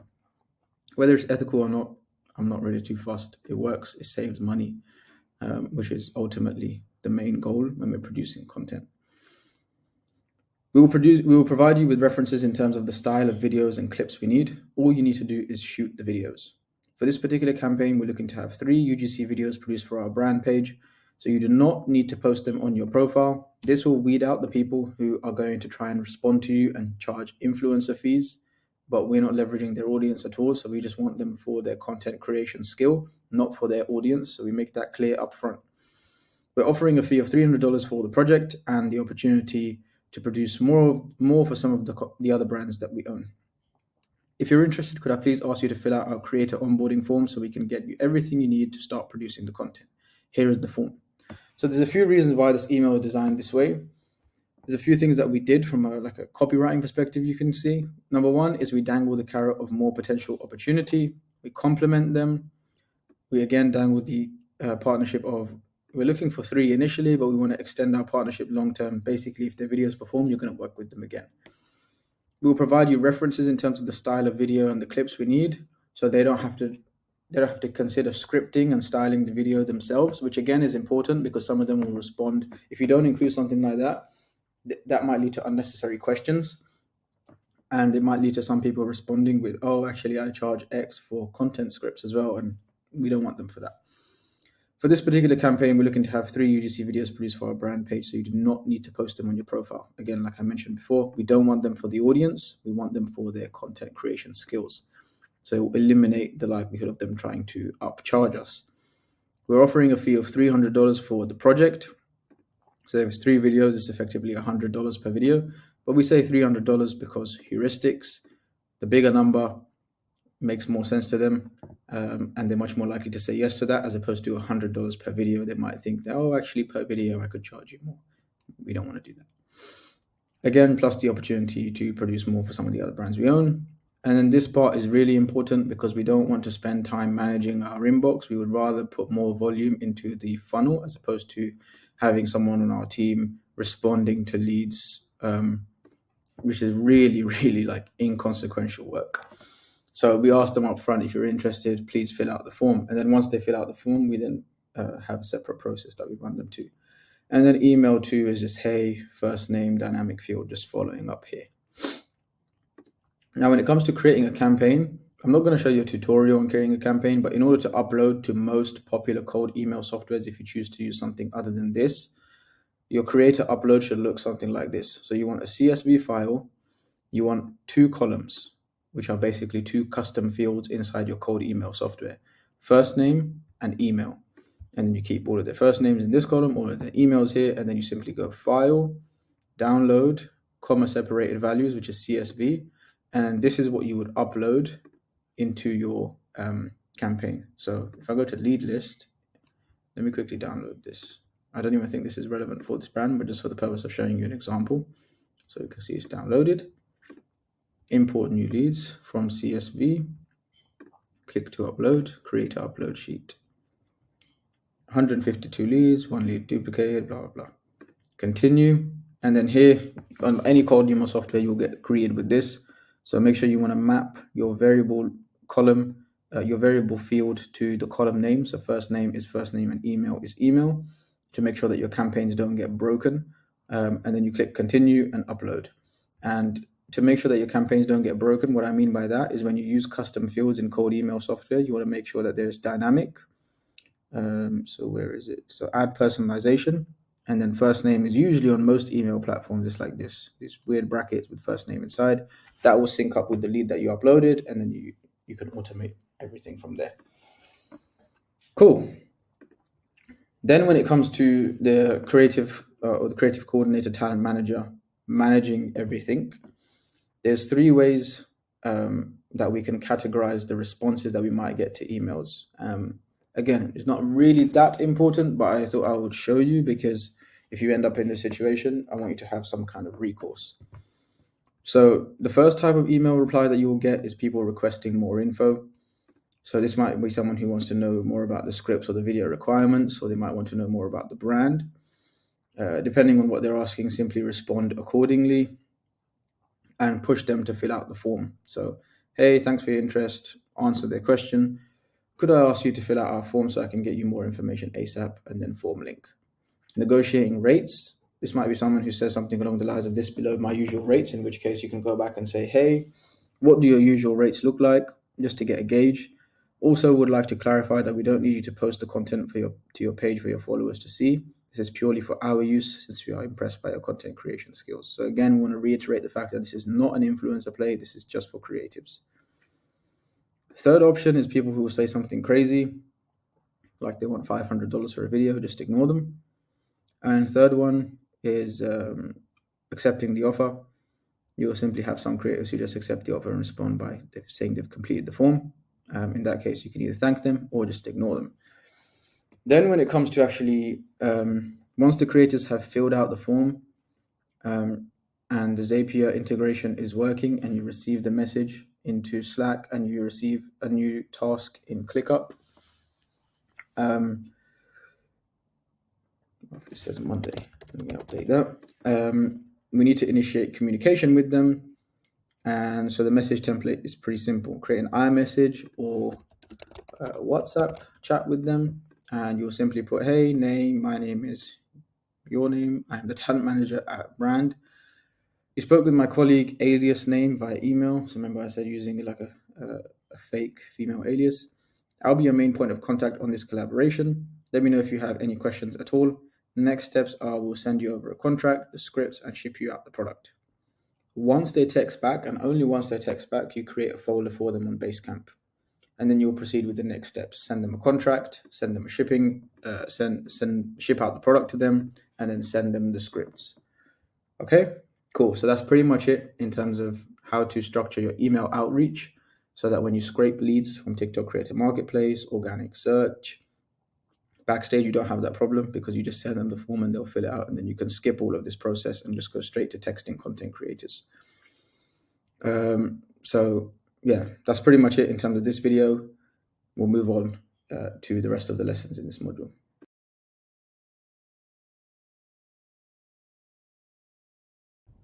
Okay, so in this module, we're going to be talking about the building blocks of ads and an introduction into the modular framework that I'm always talking about on Twitter, and you can see it on my agency website and everything like that.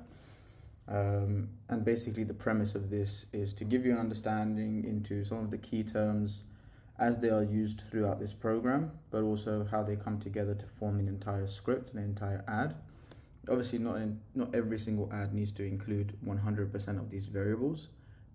You can experiment with length and omitting certain things once you have maybe proven structures in place.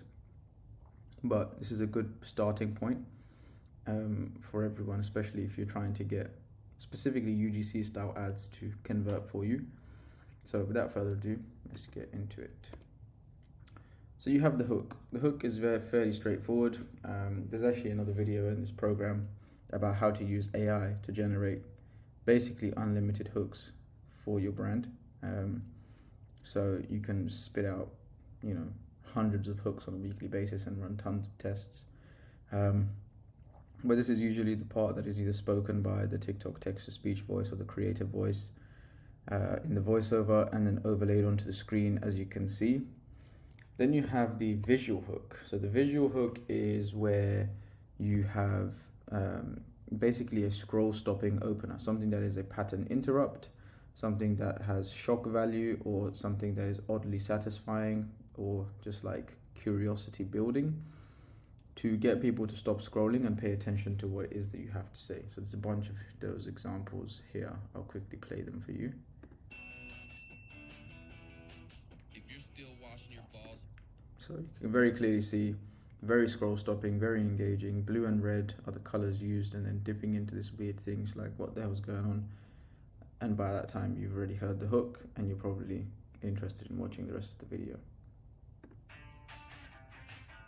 Again, another really good visual hook where he's literally got cake in his armpits. It's like, why does he have that? That's a pattern interrupt, something that is going to make somebody stop scrolling.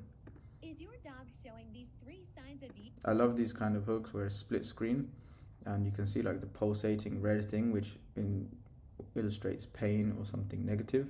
So straight away you're able to put 2 and 2 together, and somebody who's a dog owner who cares about their dog, this will be a perfect pattern interrupt for them to get them to stop scrolling with a very high thumb stop rate. 3 deodorant mistakes to avoid. The first, using generic. Again, something that is to a degree has shock value, but more so oddly satisfying, visually engaging. And obviously these will depend on your product and your niche, but you can come up with tons of examples and tons of inspiration, and then hand those over to your creative team or to your content creators to then shoot visual hooks based on the premise of the product. I haven't smoked in over 2 years. Here's how I did it. So here's one. Again, obviously smoking is the main thing, and you can see her blowing out smoke into the camera. Perfectly congruent, makes absolute sense. So a good reason to stop scrolling. Probably has a very high thumb stop rate as well. So the visual hook is equally as important as the kind of text-based hook, because that is what they will see, especially nowadays where you have literally like 1 to 1.5 seconds to get someone to stop scrolling. It needs to have a high degree of intrigue and shock value to get somebody to be able to listen to your message, because you've got to think of the ad in terms of as a funnel, and your visual hook and your hook or your opener is really your top of funnel. So if you have a proven converting ad, for example, that's why we suggest that one of the highest leverage tests that you can run on a best performing ad is different hooks, because if you can expand the top of funnel and get more people into that to stop scrolling, and then if your creative already has a very good hold rate, then realistically, in theory, you can improve the performance of a creative drastically just by improving the hook. Now, obviously, we only do this on ads that are performing at or above our break-even return on ad spend. We don't iterate on poor performers. We simply throw them away and we hash out new ideas, because we want to focus on what's working or what has shown potential to work, not what is doomed to fail. Problem intro. This is the portion of the script in which we will introduce the problem that the customer is suffering from and having difficulty solving. So whatever it is, the pain point, the problem, the specific issue that your product helps fix, that is what we obviously go ahead and introduce in this portion of the script. And again, it follows this structure in most cases. Problem, unique mechanism. So what is the unique mechanism behind the problem? Why does it happen? What causes it? The more believable you make this and the more rooted in logic this explanation is, the better your ad will resonate with users. So if you can use explanations that are rooted in some kind of scientific thing, or let's say your product is let's say you sell razors that help eliminate strawberry legs, for example, and is because of the angle at which your razor cuts hair, or shaves hair rather, versus the store-bought razors. They don't do that. They cut maybe flat, or they don't cut at a certain angle, which causes the root of the hair to stay inside, which causes ingrown hairs and strawberry legs. It's very easy for somebody to understand that being the unique mechanism of the problem, to understand why store-bought razors, drugstore razors, whatever, are causing them issues. Failed solutions. So what has the product used to try and solve what has the prospect used to try and solve the problem already? And why doesn't it work? Why is it inferior in terms of getting rid of the problem? I'll play this example in a second, but usually we try and dismiss these on the basis of either speed, cost, long-term versus short-term, or convenience. Those are like the biggest things as to why you can dismiss most existing failed solutions that people have tried to solve the problem already, and very, very powerful technique to do so as well. So this is a good example. This is for a company called Nude, which sells a IPL, like hair remover kind of thing. And they have a really good section inside this creative. I'll draw your attention to it when we get there. I wanted a hairless butthole, and now I have one, thanks to this. Stop fighting your body hair, especially south of the border, and get Nude. It's painless, permanent hair removal in 8 weeks or your money back. It's an FDA-cleared, skin-safe, light-based technology that you can use anywhere hair grows. Waxing hurts, shaving grows back and creates ingrowns, and lasers are too expensive. So you can see waxing hurts, shaving grows back and causes ingrowns, and lasers are too expensive. So all of them are dismissed on the basis of very logical and very reasonable claims. Again, shaving grows back, so it's short term. Lasers are expensive, so cost. And waxing hurts, so convenience. It's not feasible to continuously put yourself through the pain of going through and getting waxing every time. So that's a good use of failed solutions, stacking them on top of each other. And this also utilizes the rule of 3, which we'll talk about in one of the copywriting techniques videos in this program later on. Product intro.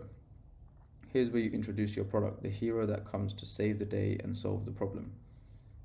Very simple, types of copy that you would use in these situations is like, that's when I stumbled across, or that's when I was scrolling on my Facebook feed and saw, or that's when my dermatologist recommended, these kind of things to subtly transition into the product introduction.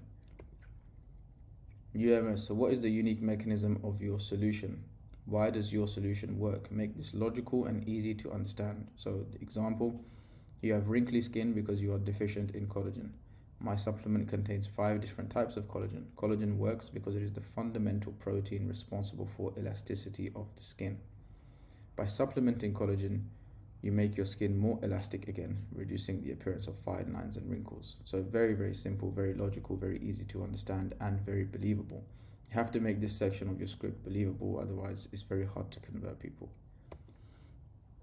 Features / unique selling points. So you need to obviously include these, but most brands don't do it the way that it should be done, and they don't operationalize them, and they don't tie each feature to a benefit. So I'll show you an example in this ad here. I haven't smoked in over 2 years. Here's how I did it. It's not nicotine patches, vaping, or prescription meds. It's actually mushrooms, and no, not the psychedelic kind. Did you know adaptogenic mushrooms have been used for centuries to treat all things from mental issues, disorders, addictions? That's what Rise Mushroom Coffee did for me. From the moment you open a fresh new bag, you get this whiff of natural, just calm relief that is so hard to explain, but it's like nature's healing medicine. No pesticides, chemicals, or artificial crap. It's just clean, organic ingredients. You've got cordyceps, which helps strengthen your lungs, increase oxygen flow, and alleviates asthma. Reishi, a powerful antioxidant. So here we go, she started with cordyceps. So obviously this is a supplement, so it's easier to do with supplements, but where you can stack these on top of each other is very, very powerful. And she takes each ingredient and operationalizes it to a specific benefit or outcome. So you have, for example, cordyceps, ingredients. You've got cordyceps, which helps strengthen your which helps strengthen lungs. increase oxygen flow, and alleviates asthma. Reishi, which is a powerful antioxidant. Powerful so it has antioxidant immune that benefits. naturally boosts energy levels, cleans out toxins from your body, and helps you relax. Or turkey tail. It's And then you got turkey tail, amazing and for this is overall also immunity tied to a support. benefit. It's a powerful anti-inflammatory that protects your gut and lungs, so you don't get as sick as often as you used to. Plus, a bunch of other amazing mushrooms in this superfood blend. A scoop of this every morning just sets my mind. So yeah, you operationalize them by tying each feature. If you're selling a supplement, each ingredient to a benefit, what is the key role that everything inside your product plays towards solving the problem and achieving a better outcome for the prospect. Product demo, this is very, very straightforward. In this portion of the script, you want to include several different clips, could be B-roll or talking head of the product in use. So you saw in the previous example, there's tons of different demos of the product, you know, mixing the drink, drinking the drink, unboxing the drink, etc. Try and get as much of this as possible from different angles, from different creators, from different lighting, and mesh it all together. Benefits / desired outcomes. So tying USPs to benefits is great, but here we can reinforce those benefits and loop back to the core desire of the customer. So what has the problem being solved enabled them to do? Are they able to go on walks pain-free? Do they no longer have to worry about wearing short dresses because of their strawberry legs being gone? Have they stopped spending so much money on makeup because they solved their acne? Looping back to the core desires and the core fundamental reasons as to why they have the problem in the first place and why they feel so bad about it is a very good way to wrap up and reinforce the buying decision. Because once you've done the part of like the features and the USPs and then loop back to their core desires, it's pretty much game over. Like you have a very high likelihood of converting that prospect. Risk reversal. So most brands have guarantees or no-brainer offers and don't even leverage them. Placing a guarantee badge on the screen and reinforcing the guarantee in your script, especially to completely cold customers, is a great way of de-risking the purchase and getting people over the line. So this kind of ties into the CTA side of things as well. And then another thing I would mention is leveraging scarcity. So one of the things that we do a lot in our creatives is we mention that the product has sold out X amount of times over the course of this year, for example, or, you know, this SKU just launched and it is already sold out and we had to restock and it took 3 weeks or 6 weeks or 8 weeks for us to get it because it comes from a remote farm in some country or something. And so you build that scarcity into your script because, again, we want people to take action now. This is direct response advertising. This is not brand marketing. We want people to click on the ad and buy so that we can get that sweet attribution and get that ROAS on our front-end ads and be front-end profitable, really, which is the main objective. I mean, depending on your objectives as a business and how much money you've raised or if you've bootstrapped or whatever, but most brands want to optimize for an environment where they are first purchase profitable and their cash conversion cycle is as small as possible, hopefully negative. These kind of things, these variables in your ad that reinforce the buying decision, do so. So yeah, those are the building blocks of great advertising when it comes to UGC and video ads. I'll see you in the next lesson. The Creative Concept Playbook. This is an internal resource that we use in our team.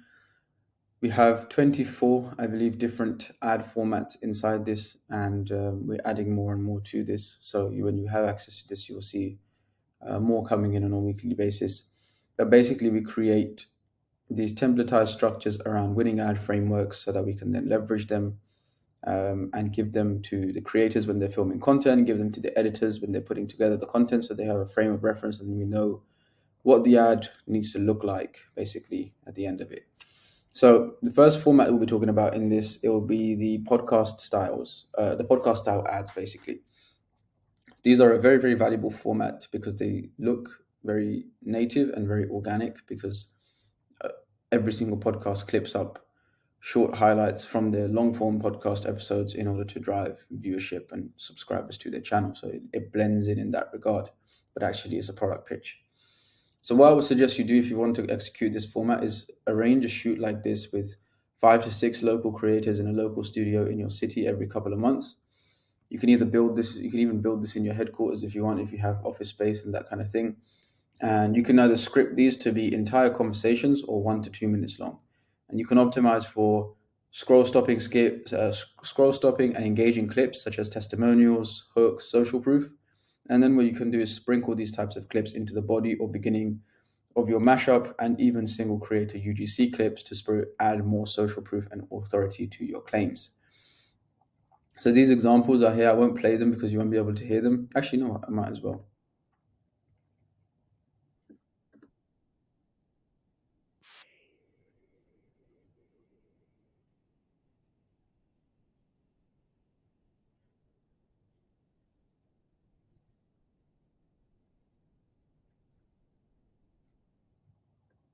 It's like a super short form ad. This is actually the founder of this brand. We've done a few more with him as well.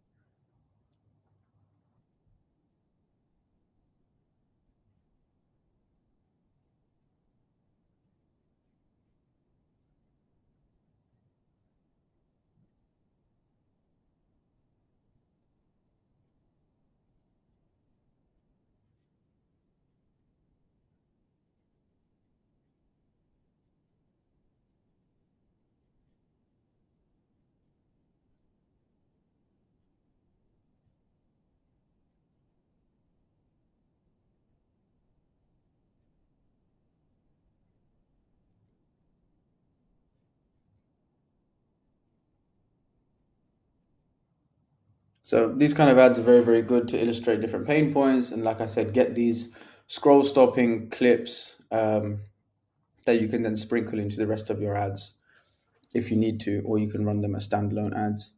The second version or the second type of ad format we're going to be looking at is the don't do this, do that certain edition, weight loss edition, facelift edition, home decor edition, home renovation edition, whatever it might be, strawberry legs edition.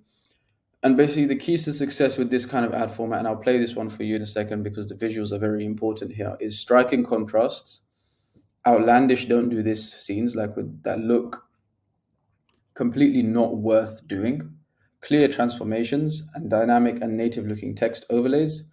With this style of creative, the hook really sets the tone, and the each don't do this, do that piques curiosity even more until they get to the end of the three don't do this, do that, and then they have testimonial mashup and product unique mechanism and everything else, which we covered in the script writing frameworks. The only challenge you will have with this is finding 3 unique scenes that show your product in either a different use case or scenario to make it believable and retain attention. So we'll watch this one, for example. It starts with the desired outcome, then pain point 1, do this, and don't do this, which is like very grotesque looking Botox. Then you've got pain point 2, do this, which is the product, don't do whatever the hell this is. And then the third pain point, do this, and don't do this. Then you've got some social proof, desire, clips, you've got some testimonials stacked on top of each other. Risk reversal, very, very simple ad format, and they work so well. Negative hook ads, these are great because they just work. Like whatever niche I've tried them in, they usually end up being one of the top performers. And it's basically like why I regret buying product, or why you should never go near product, or 3 reasons why you should avoid brand, for example. And this is one of those formats that performs in pretty much any niche that you use it in. It does a great job of reframing the pitch of the product while dimensionalizing each point or benefit to real tangible outcomes. So it kind of takes you from being on the other side of the negotiating table with the prospect to their side, because you kind of reverse every negative into a positive, and you create more reasons to buy, even though they came there expecting probably some kind of video of somebody bashing the product or bashing the brand, but actually they get sold. Then you've got the street interview format. The keys to success with this one, you have, obviously, they need to be compilations. You need to have a wide variety of clips with different street interview subjects. You need to have authentic interactions, and you need to be in busy areas where people frequent. You can't do this like just in a random park or like on your driveway or something like that, or in a random street. It just doesn't look authentic. And there's enough of this content out there so people can tell when something is staged and not. So if you're going to stage it, you need to make it look believable. And by using busy areas where people frequent, like your local city, like downtown, for example, or a busy public park or a busy public fair or like a festival or event or these kind of things, these are the best places to do it because these are the actual scenarios in which these kind of clips are made. And these are, again, like the podcast format, are great as standalone assets or as clips that you can use in mashups and place alongside talking head testimonial clips. You want to ensure that the product you are doing this for is something that has a degree of novelty or before or after state / comparison. You wouldn't be able to do this for like a backpack, for example. Unless it's a super unique backpack for a very specific use case, then maybe.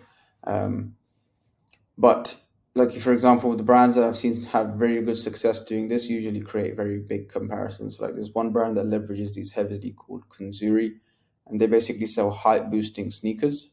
I think the sole is basically just thicker, which boosts you up a bit. And they just go up to short guys in the street in the city center and they get them to try on the shoes, and they'll go from 5'8" to 6'2", and you'll see their reaction. And you can do a bunch of compilations around that, sprinkle those into your other ads or have them as standalone ads.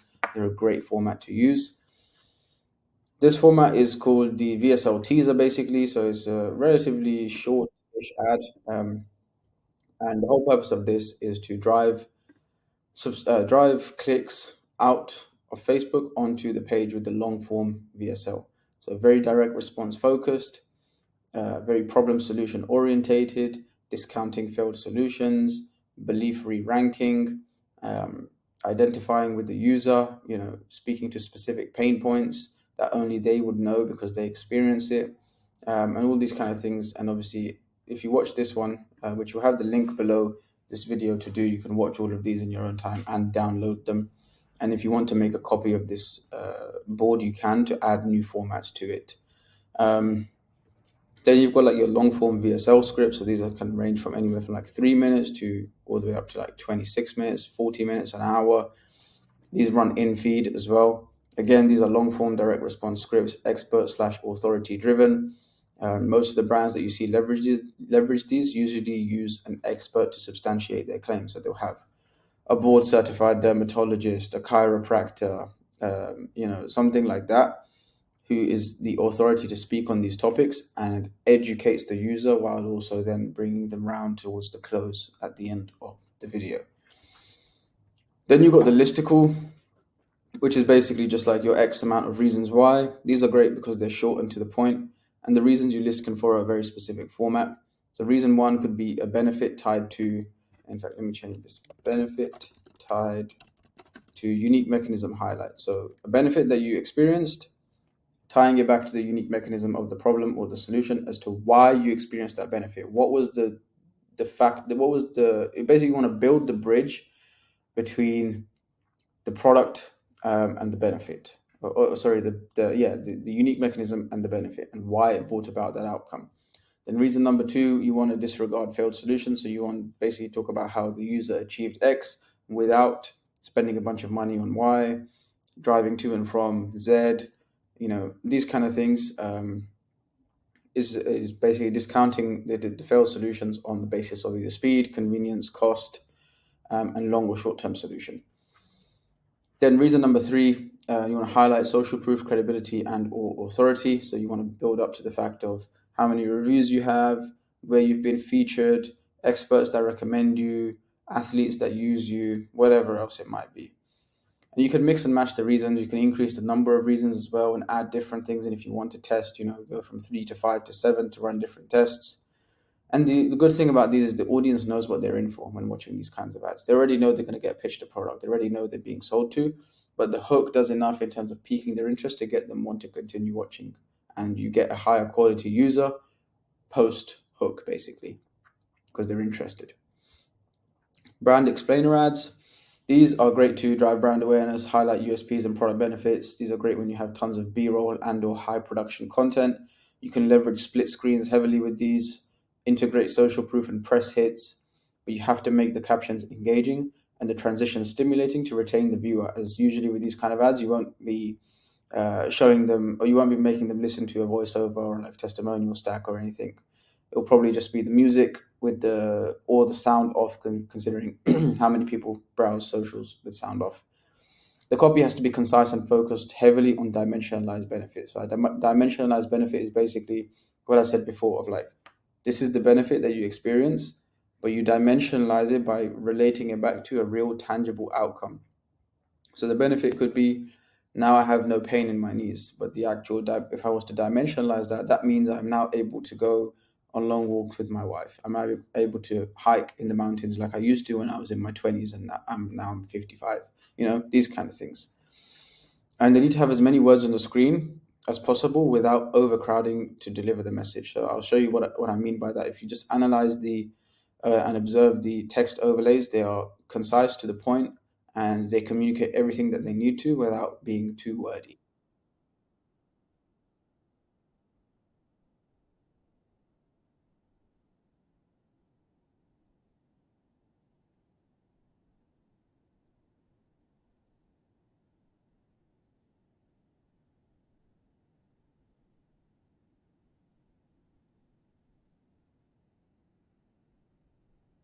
And you can see that if you watch it, there's not a single visual that stays on the screen for more than 3 seconds.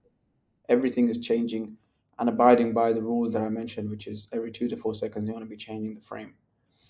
Then you've got like your us versus them style of ads. These are great for competitor comparisons. These are great to showcase your product is better and why it is better. Split screens you can use heavily in these for illustrating the before and the after, or the them versus us. And you can turn these into narrative-based ads as well. Instead of just comparing features for features, you can be something like, you can run a narrative-based ad, which is basically like my day on coffee versus my day on adaptogenic mushroom coffee. And the whole creative would be like a split screen of how the day goes in terms of productivity, energy levels, happiness, etc. throughout the day. And you show a clear difference between obviously the coffee state and your product, which is the adaptogenic mushroom coffee. You can also do iterations of these types of ads where you test individual products against each other. So for example, you see this a lot, like if you look at legacy advertising in terms of like laundry and detergents, they do a lot of comparisons of like, and even like kitchen roll, for example. If you study like really sick kitchen roll brand ads that they ran on TV, like they show primarily like they take the kitchen roll and they'll wipe something with it, and then they'll take the other one and wipe something with it. They'll show how much was absorbed and how much wasn't. Cleaning products do this very well. It's a very, very good format to use.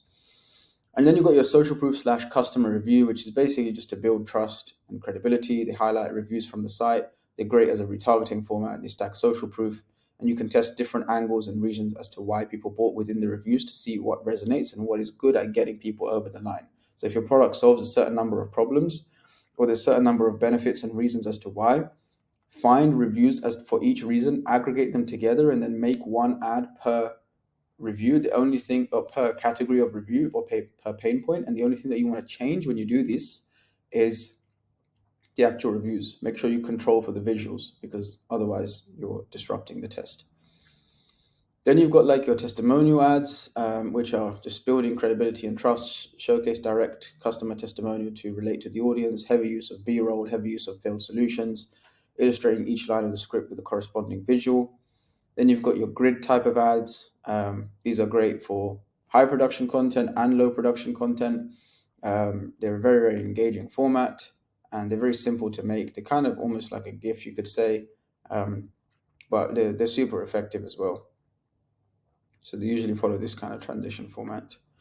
Then you've got like your press hits. So these are there to obviously build credibility and trust, highlight PR quotes and features, and showcase product B-roll and product use, while also building social proof. You can do it as a static and as a video. There's just a couple of examples. Obviously, there's a ton more examples out there that you can find and add to your own version of this. Then you've got your promos. So heavy on like a big banner across the screen to illustrate the saving headline. And here you want to utilize some kind of heuristic to make sure that whatever the bigger number is in terms of the discount, that's what you want to show. So like if 15% off your product is equal to $300 off the product, you don't want to say 15% off. You want to say $300, because that's the bigger number. That is that creates a bigger perception of a saving and a discount. Then like your myth versus fact. So these are educational and they break existing beliefs of the customer. The myths obviously need to be believable, and the difference between the myth and the fact should be polar opposite to completely breaking the existing belief around a certain product or niche. So an example would be like myth, you need to have thousands of dollars saved up to start an Airbnb business. Fact, I did it with none of my own money up front and now I own 50 properties. Something like that. Product hype or demo. So these are very, very simple. Just highlight specific unique selling points and benefits, dimensionalize them and show use cases of the product. Then you got your standard problem solution. There's a bunch of examples here. And then you've got your unboxing style of ads. These are very, very good because they're very relatively easy to put together. They use mostly POV and product B-roll, which anyone can do. You don't necessarily need to pay creators to create those because you can just film them and just have your own hands and house in the shot. Then you've got like your split screen formats, and you've got your fake carousels, which are great for like fashion niches and mimicking native DPA style ads if you sell a wide variety of SKUs. So like I think there's 24 different ones in here at the moment. There'll be more and more added as we go along, but this is plenty to get you started and dig your teeth into.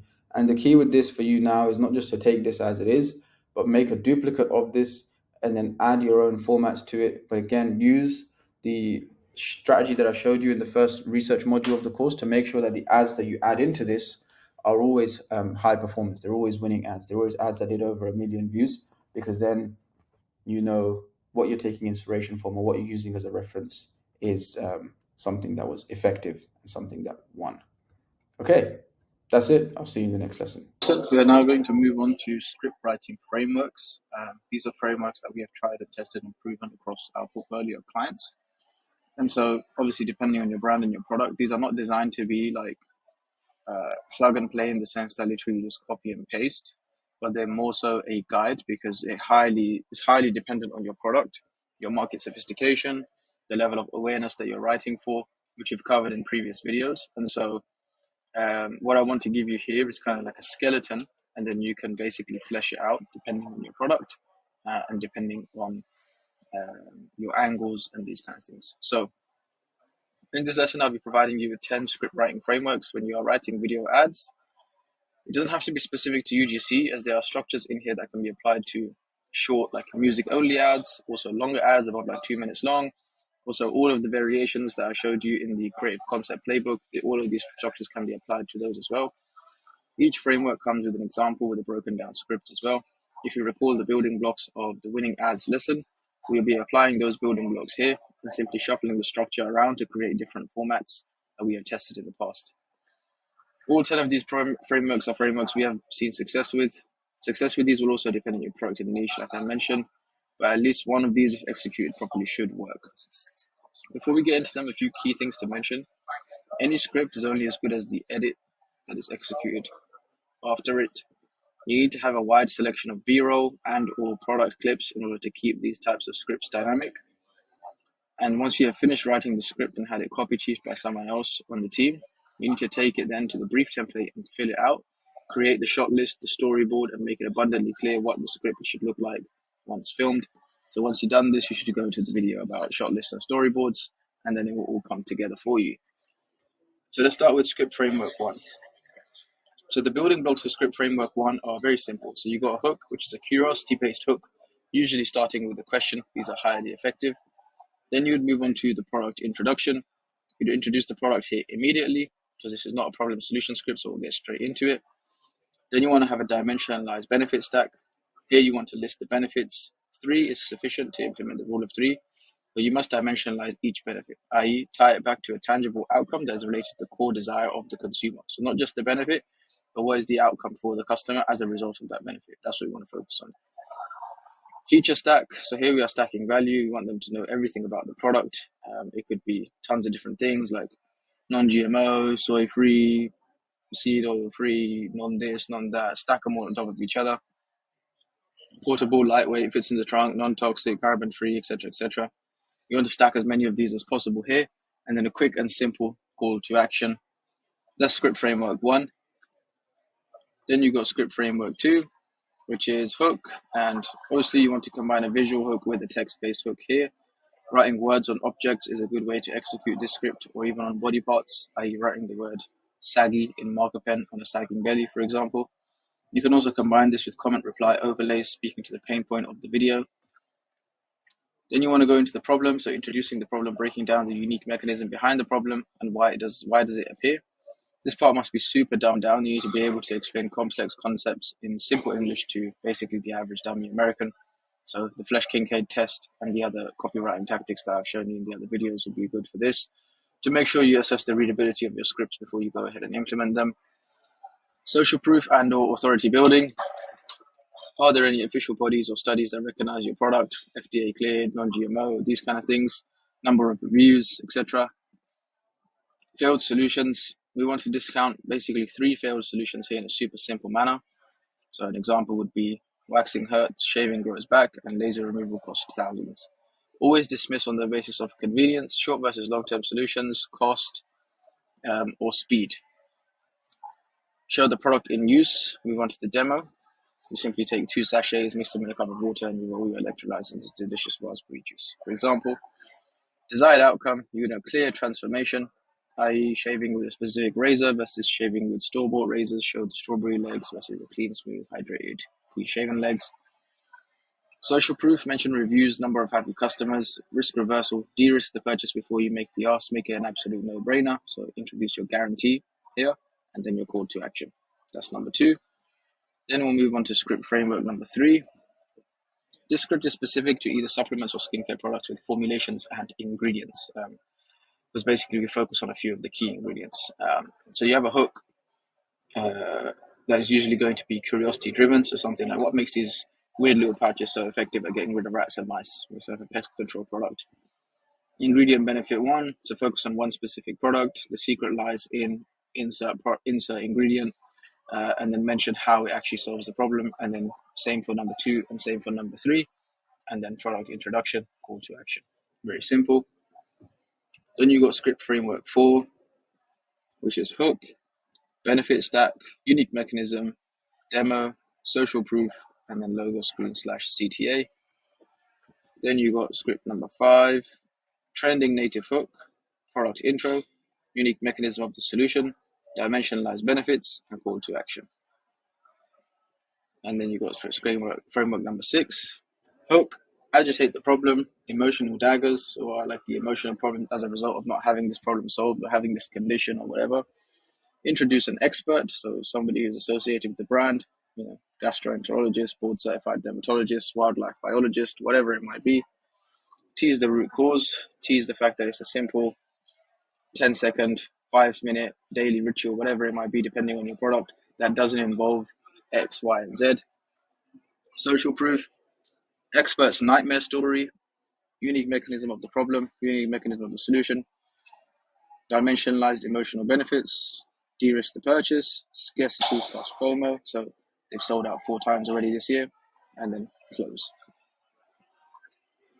Script number 7, hook, 3 pain points, product intro, USP, 3 benefits, additional benefit, testimonial, benefit / objection handler, risk reversal, and then call to action. Number 8, hook, strong offer, problem intro, failed solutions, transformation, demo, and call to action. Number 9, hook, product intro / lead, UMS, problem intro, dimensionalized benefits, desired outcomes, open-ended CTA. Number 10, hook, which is usually a claim, failed solution, it's not X, Y, Z, product intro, pain points, desired outcome, unique mechanism of the solution, benefits, demo, CTA. So I ran through these because, in all honesty, of the most effective modules of the course, this is not going to be one of them. What's more important for me to teach you in this course is the ability to understand winning scripts and reverse engineer them, which I've shown you how to do and how to break down winning ads part 1 and 2. And these are just basically skeletons that you can then apply and test. What is a better use of your time is learning the reasons as to why. So learning the building blocks of the ad, identifying those when you're reverse engineering winning ads, and then being able to actually reverse engineer winning ads. Those 2 things are going to put you in a much better position than any plug and play script that I can give you. Although, people often put a lot of hype around plug and play skips because they're so clickbaity. But the actual fact of the matter is, they only work for a certain reason for certain people based on products, niches, and these kind of things.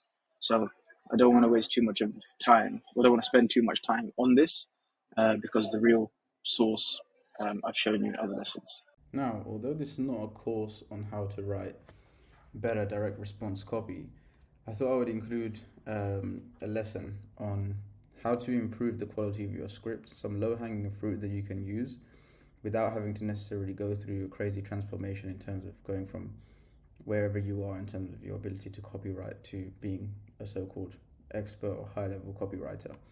So this is all stuff that you can implement pretty much the level that you're at right now, regardless of where you are at, and it will drastically improve the performance and the quality of your advertising for sure. So the first thing is the rule of three. Now, the rule of three, as per the Wikipedia definition, is a writing principle that suggests that a trio of entities such as events or characters is more humorous, satisfying, or effective than other numbers. The audience of this form of text is also thereby more likely to remember the information conveyed because having three entities combines both brevity and rhythm with having the smallest amount of information to create a pattern. So, where would you use this in your ads? Failed solutions, stacking them on top of each other. Ingredients, USPs, benefits, desired outcomes.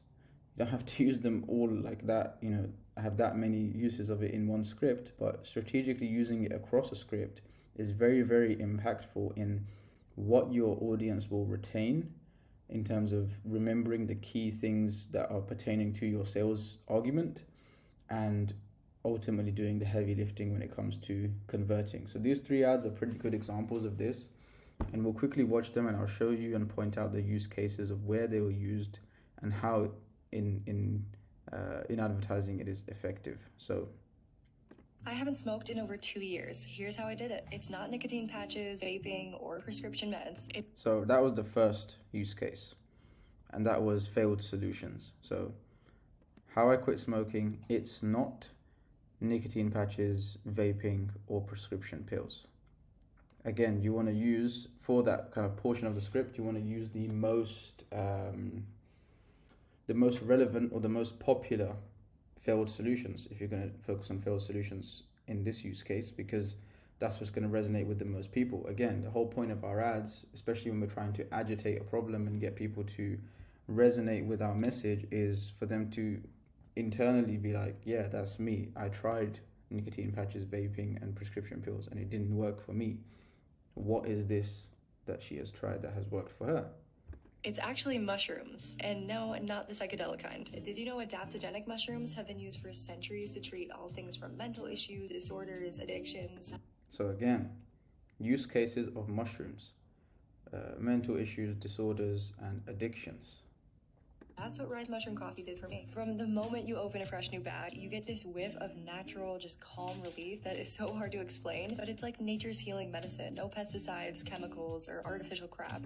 Again, no pesticides, chemicals, or artificial crap. So we're talking about USPs here. Just clean, organic ingredients. You've got cordyceps, which helps strengthen your lungs, increase oxygen flow, and alleviates asthma. Again, she says three different things I believe for each of the mushrooms, she says three different things.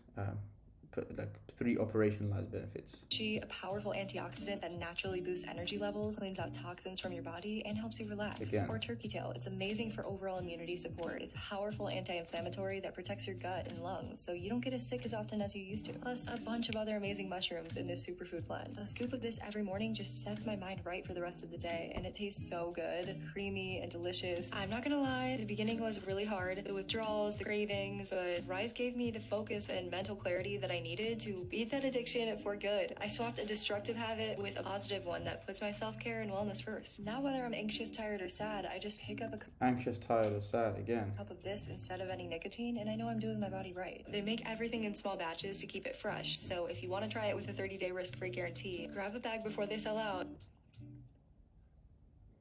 So that was a very, very effectively written script. Let's go to the next one. 3 deodorant mistakes to avoid. The first is using generic deodorant. They're full of sketchy ingredients like parabens, phthalates, and triclosan, which can dry out and Sketchy ingredients. This is pertaining to a failed solution again. Parabens, phthalates, and whatever the last thing was that she mentioned. irritate your already delicate skin. Second is applying your deodorant to wet or dirty armpits. Moisture and bacteria can interfere with the effectiveness of deodorant. Instead, apply it immediately after showering to clean dry armpits. Third is applying deodorant in the morning. Applying deodorant before bed is way more effective. The active ingredients work better because you sweat less at night and your skin is naturally drier. That's why thousands of men love Dr. Squatch, because they make deodorant with natural ingredients that not only block odor, but also keep your pits dry. You can pick from 8 long-lasting scents that make you smell fresh as hell all day long. Get 15% off and free shipping when you subscribe. Plus, if you don't absolutely love them, they have a money-back guarantee. Go find your signature scent with Dr. So there's another one. She just really focused on the failed solutions, to be honest. That's where I see it used the most, or benefits for a product as well. And this is another one. I wanted a hairless butthole, and now I have one thanks to this. Stop biting your body hair, especially south of the border, and get nude. It's painless, permanent hair removal in 8 weeks or your money back. It's an FDA-cleared, skin-safe, light-based technology FDA-cleared, skin-safe, light-based, so USPs. that you can use anywhere hair grows. Waxing hurts, shaving grows back and creates ingrowns, and lasers are too expensive. But Again, for failed solutions, waxing hurts, lasers, and shavers, whatever. nude just makes sense. Just flash for 10 minutes twice a week and be so hairless it looks genetic. They have great reviews, a 90-day money-back guarantee, and free shipping. Again, social proof. Great reviews, 90-day money back, and free shipping. Stacking the value, basically. And right now, it's 30% off, so go try nude today. This is probably one of the most powerful techniques you can use when it comes to UGC, because it allows you to say a lot in few words, especially when we're looking at optimizing for higher video average play times to get people to listen to our sales argument. This is literally indispensable to be involving in your scripts, 100%. The next thing is transitions. So transitions in your copy and scripts will make them flow seamlessly and keep people in a trance-like state while continuing to listen to your sales argument without looking up or scrolling around on their phone or looking at the notifications, which will maximize watch time and likelihood of your script converting them. So below are a bunch of words or phrases that you can use inside your scripts, which aid you in transitioning from element to element. If we go back to, for example, the building blocks video in this course, if you're transitioning from element to element, that's usually where most people will drop off, and that's where usually because of the copywriting has harsh transitions that are not seamless, and so it can including better transitions is a super powerful way of basically keeping people engaged throughout the content of your sales argument or your script. The Flesch-Kincaid test. The Flesch-Kincaid is a readability test. There's 2 types. There's the reading ease and then there's the grade level. We want to be using the grade level, and we want to be using the one you can see on the link below. The slides will be available for this video as well, so if you go down in school you'll be able to see the slides. And basically this is a readability test. Now, if you didn't know, majority of Americans cannot read above a 5th grade reading level. Adults we're talking about. I don't know if it's the same across Europe and other countries, but that's the numbers for America. So when you're selling products that have complex solutions or even simple solutions to complex problems, it's very, very important that you make your sales argument readable, understandable, and that is primarily going to be a function of the readability of your script. And so you want to be optimizing for a 5th grade reading level and no higher, ideally. And so what you can do is, if you go to that link below and you've written your script, all you do is copy and paste your script into this calculator, and then that will give you a readability score, and then you can tweak things and then resubmit. I've seen this be pretty transformative when it comes to the effectiveness of scripts, especially when we're selling products that are simple solutions to complex problems, where we have a unique mechanism, unique unique mechanism of the problem and solution that are pretty complex to understand or difficult to articulate in a very logical way.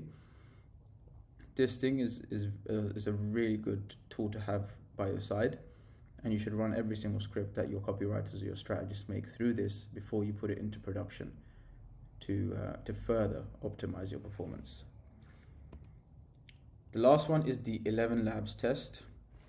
So this test will give you a good indication of two things. Number one, the length of your script. Is it too long or short? Because it will give you like a specific duration after the script has been read out.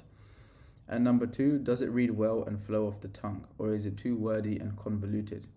So once you've run it through the Flesch-Kincaid test, you then put it through here, and this will give you a good understanding of how it reads before you give it to the creator, because sometimes I've seen situations where you give a script to a creator and maybe you haven't done this beforehand, and then when they read it out, it doesn't sound natural, doesn't sound normal, doesn't sound like something a human would say. And so putting it through this gives you the ability to literally listen to a human, or as close to a human voice as possible. I mean, the way that I've set up my 11 Labs and the way I'll teach you to in the AI simulation module of this program will get you to have this level of authenticity and realism in your voiceovers as well. But it gives you a perfect indication of exactly what your script's going to sound like, and then you can assess what you need to change or what you need to tweak, and which parts stick out like a sore thumb that definitely need addressing before you give it to a creator or regenerate it using 11 Labs. Additional resources, books, there's a bunch of examples, a bunch of recommendations that I have on there. There's also some really good newsletters that you could subscribe to. So Ben Settle, he's an OG copywriter. He's got a really good newsletter. He's also got a paid product called the Email Players, which is like a physical newsletter that gets mailed out to his audience. I just subscribed to it recently, but I've been on his list for a while. His copy is very, very good. A lot that you can take from that. A friend of mine, Zarak, who has a newsletter called the Copy Council. Both of these are free to subscribe to, by the way. Again, very, very useful tool. His copy is some of the best that I've seen. He taught me a lot of the stuff that I know about copywriting and helped me improve as a direct response copywriter to improve the quality of my scripts and within my team as well. So highly endorse his newsletter as well if you're not already subscribed to that. And then these books, specifically Cash Advertising, Breakthrough Advertising, and where's the other one? Scientific Advertising. Oh, it's there, yeah. And then Stephen King on Writing is a very good book as well. Stephen King, if you didn't know, he's obviously a very famous writer. And he has a lot in that book that you can leverage when it comes to improving the quality of not only just your scripts, but if you want to get into longer form ads like VSLs, or you want to test, writing listicles and advertorials and these kind of things for your brand, it makes sense to invest heavily into these resources, which again are so indispensably cheap and such high ROI. I mean, I bought pretty much all of these for my team, and they improved at drastic rates once I made this investment into them. So yeah, that's it in terms of the copywriting techniques that I suggest. Again, I didn't want to make this into like a full copywriting module because that is way too much to go over. That would require an entirely different program pretty much.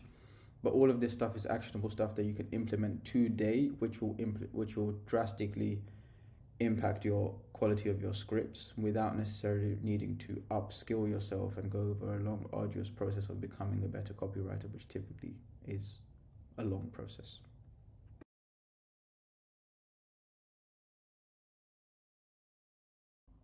In this video, we'll be talking about the ideal creative team org chart, so what it should look like. Now, obviously, depending on the size of your company as it is right now, this will be adapted to your needs, but this is the general structure. This is the structure that I kind of use for structure and reporting, and who reports to who and who communicates with who.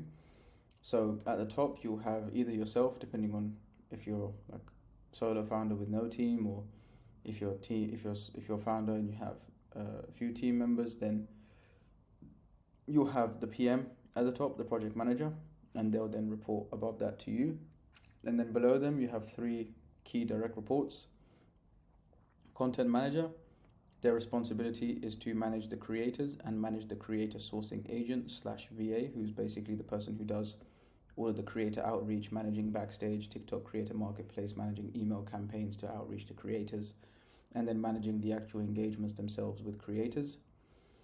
Below that, you'll have your strategist. Now, sometimes you'll get strategists that will be copywriters as well, but generally the strategist's responsibility is to create the creative strategy, and they'll be managing 1 to 2 copywriters depending on, and could be more depending on the size of your business.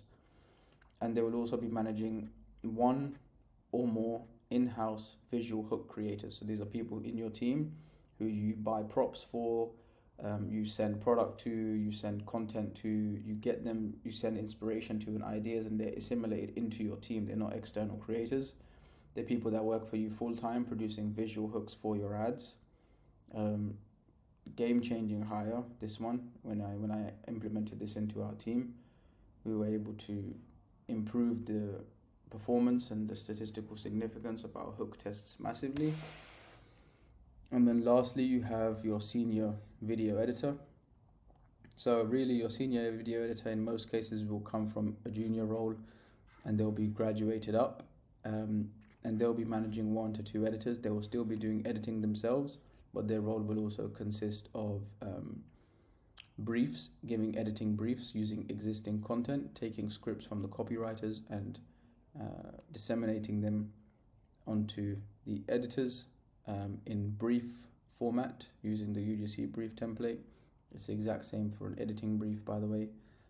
We just give it to the editor instead of the creator when we're working with existing B-roll and existing voiceovers, and that's how it pretty much looks. So there will be in-depth content inside this program as well on the functions of each of these roles, the descriptions, the templates for the job posts for these roles, and also a playbook on the functions and key responsibilities of each of these roles, which you can give them when you onboard them, or you can pass to your team and add responsibilities to them if they already work for you. So that's the org chart for the creative team.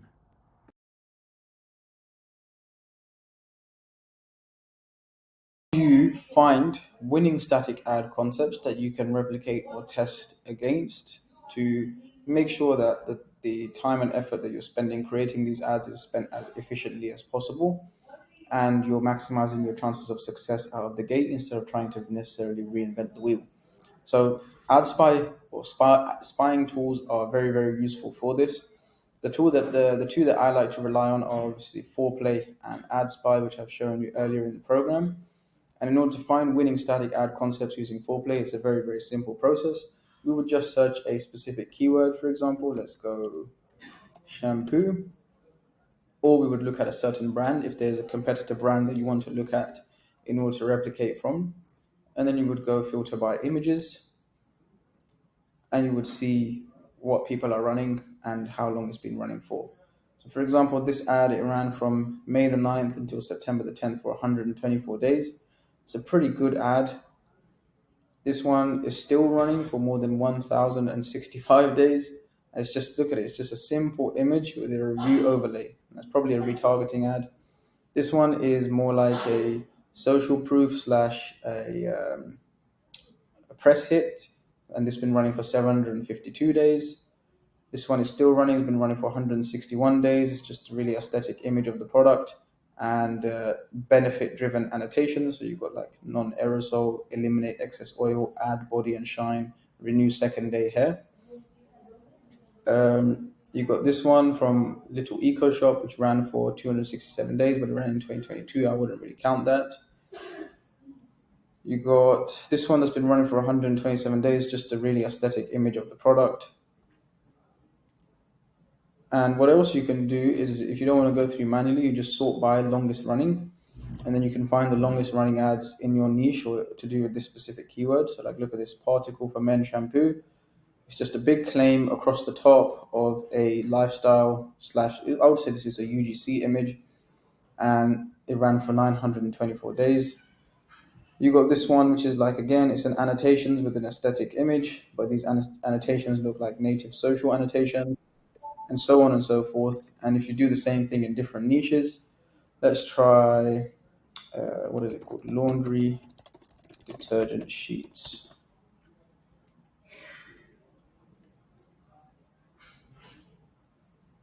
Okay, nice. So we've got some pretty good options in here. Hopefully this list goes on long. Yeah, it does. Cool. And now what we can do, again, is just filter by longest running. I was already set to longest running. And you can see, for example, Earth Breeze, they've been running this static for 874 days. It's a very, very good static because it's curiosity driving. It also creates a common enemy with the audience, which is other stuff that I told you about in this program as well. And these kind of ads, generally tend to perform well when executed well. So the headline is big detergent companies don't want you to know about this revolutionary new detergent. So that very, very curiosity piquing headline with probably very, very high click-through rates. Then you got this kind of static as well. Now, my guess with these kind of statics is probably they're driving traffic to long-form advertorial pages. In fact, I think we can double check that. Let's have a quick look. Oh no, it's actually direct to the PDP. Interesting. Okay, cool. And then you got these kind of, so Earthbreeze are pretty much the dominant brand in this space. Let's see if we can find other concepts.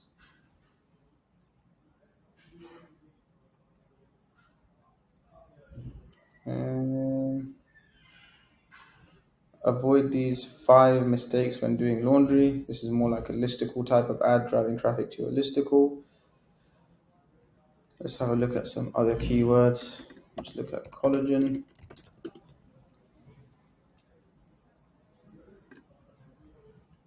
That's definitely not collagen. Okay, cool. So managed to refresh the search, and now we're able to look at collagen ads. Let's go longest running.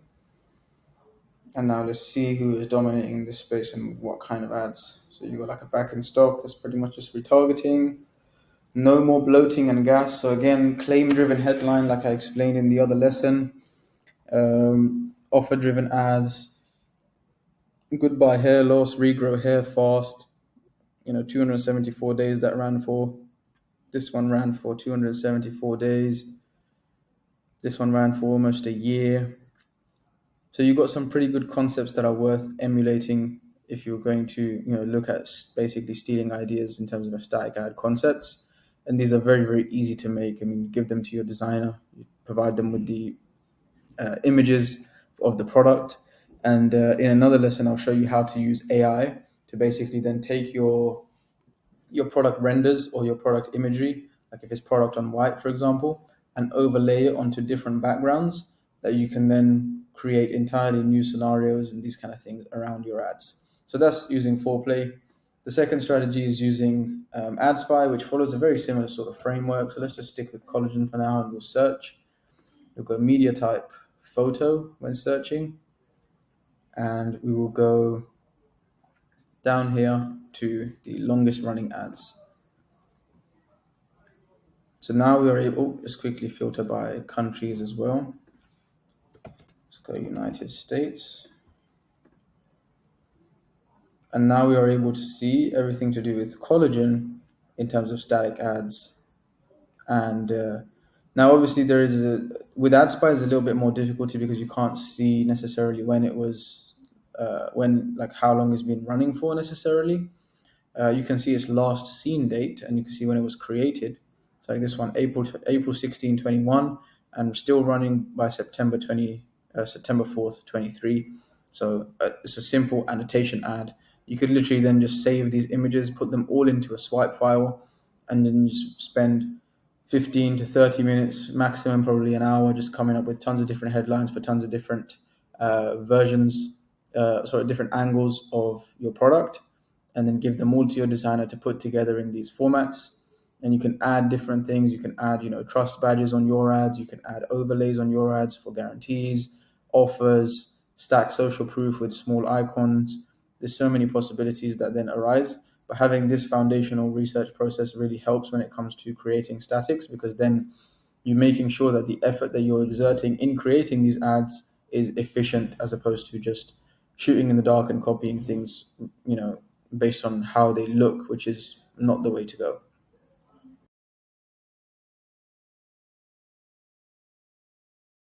Okay, so in this module, we'll be talking about how to become a high-level editor. Again, the purpose of these modules inside this post-production, in this lesson inside this post-production module, is to basically be given to your editors. So I'm going to be speaking directly to your editors, prospective hires, people that you newly hired, this module will be very valuable for them in terms of upskilling them and ramping them up to where they need to be in order to be able to perform at a high level for your company. So there's a few things that we need to understand when it comes to becoming a high-level editor that are A, foundational, and then B, related more towards tactics, skill sets, and strategies.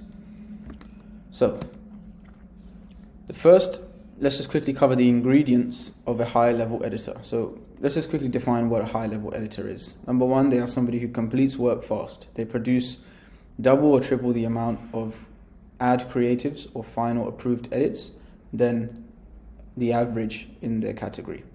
Trust me, when you get these kind of editors on your team, you drastically notice a difference in your output and the quality of your output. Their work requires at max one revision, and they don't need to be told what to do all the time. So they're able to create their own work. So the ingredients that kind of make up this individual, number one is they eliminate distractions. I think distractions are a crazy kind of part of obviously remote work in general, but especially with editors, and I think it's one of the number one reasons why a lot of editors are inefficient. Second of all, they think outside the box of just the footage provided to them. So they know how to use footage to get the best out of it, and they also know how to access other sources of footage or use footage that is not necessarily predefined in the brief, but they know it will do better than what they have been given. They understand pacing very well, so video pacing, how fast or slow the video goes.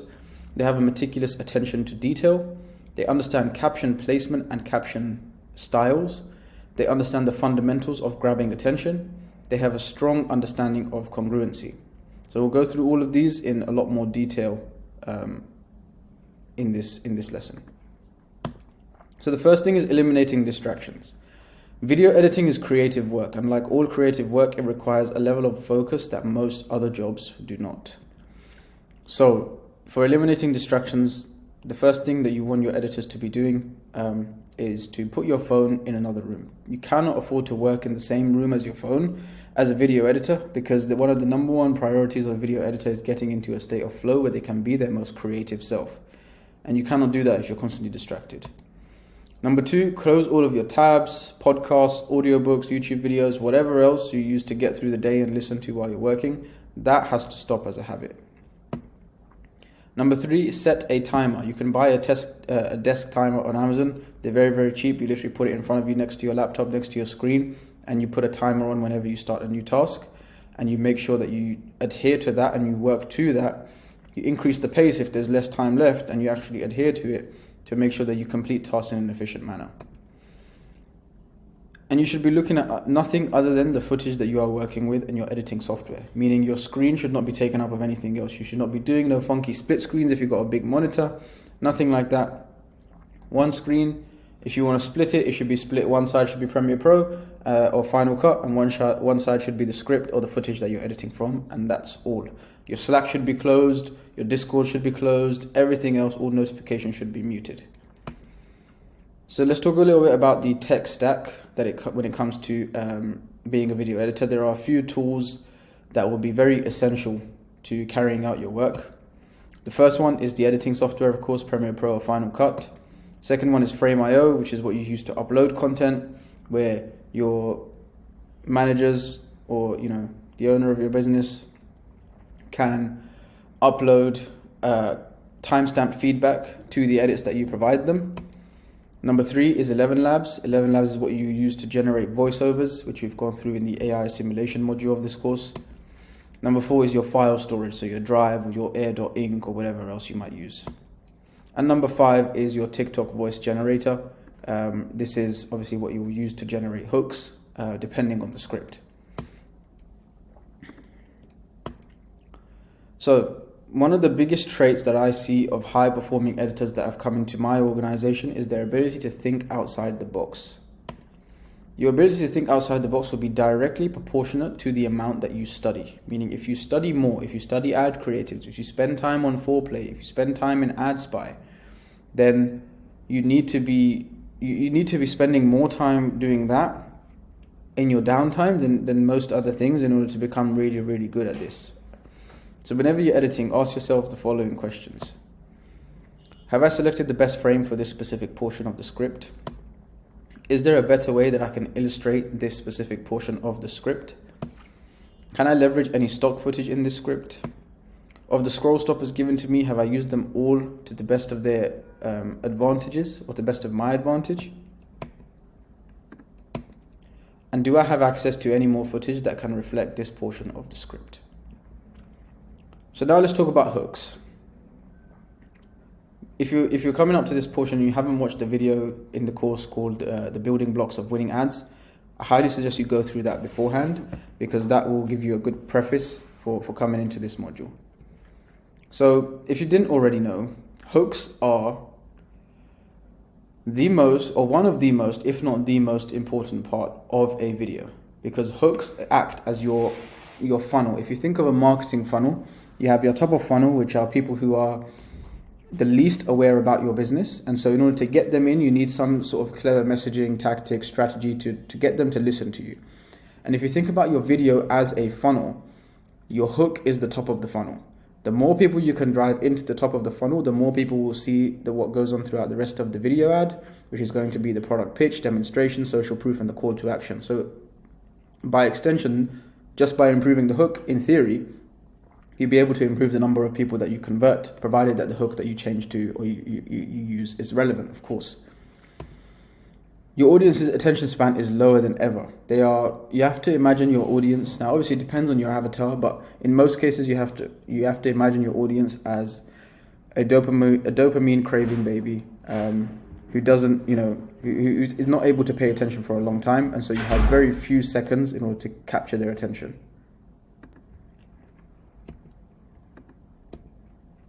Meaning you have literally less than 2 seconds to capture their attention.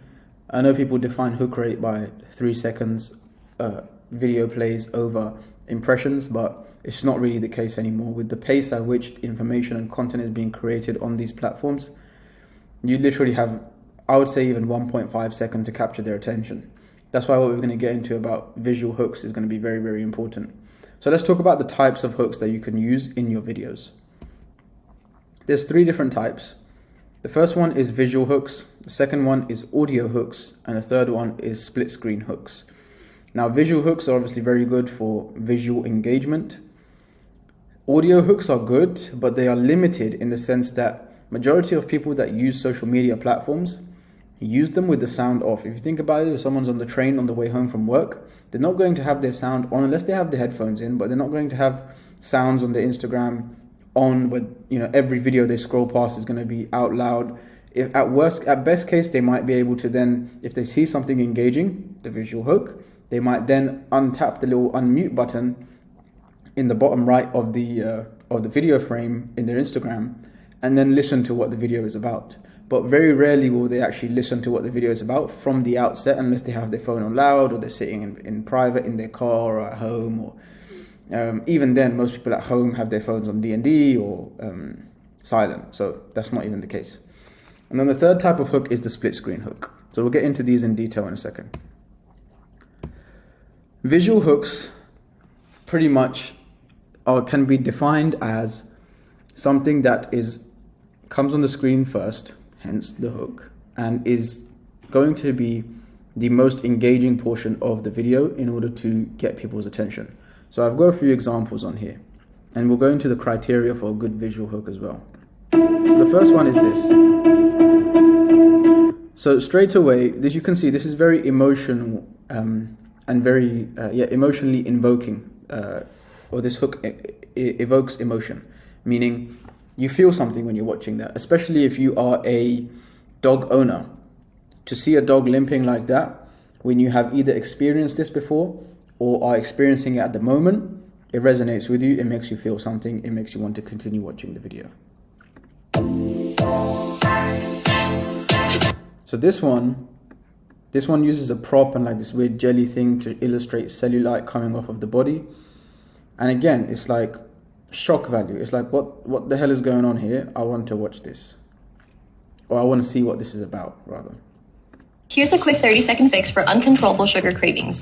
So this one is very good because, again, it's using bright colors. It's vivid, the color of the sprinkles. Somebody is smashing a cake. You don't typically see that. What is going on? and it has that shock value to then entice the user into watching more. 3 deodorant mistakes to avoid. This one, I would class this as oddly satisfying.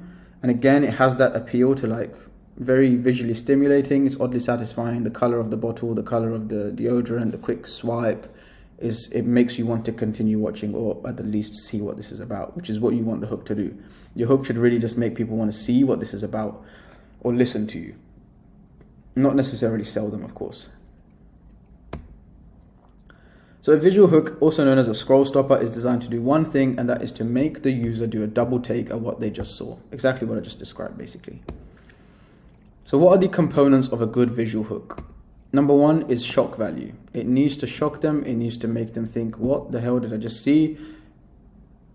Double take, like usually when people are browsing, if you imagine the thumb pattern of somebody scrolling, they just scroll until they see something that looks engaging or looks shocking. And then they'll stop scrolling, and then they'll unmute. So it has to be shocking. It has to trigger emotion. It has to make people feel something. You know, if you're talking about a pain and you're not showing pain, then it's very difficult to sell a product like that. It needs to trigger emotion. It needs to make somebody think like, damn, I feel bad about that, or what the hell is that? Or excitement on the other hand as well. It makes them feel excited, makes them feel like something that they can aspire towards, you know, or something that they can be jealous of. It needs to be dopamine inducing. This is a term that I coined myself, I think. But it needs to make them feel good, like to continue watching. Your video, like I said, your audience are dopamine craving small children. They need to be able to be kept, like you need to hold their hand to make them watch the video. Your message by itself is not going to be engaging enough.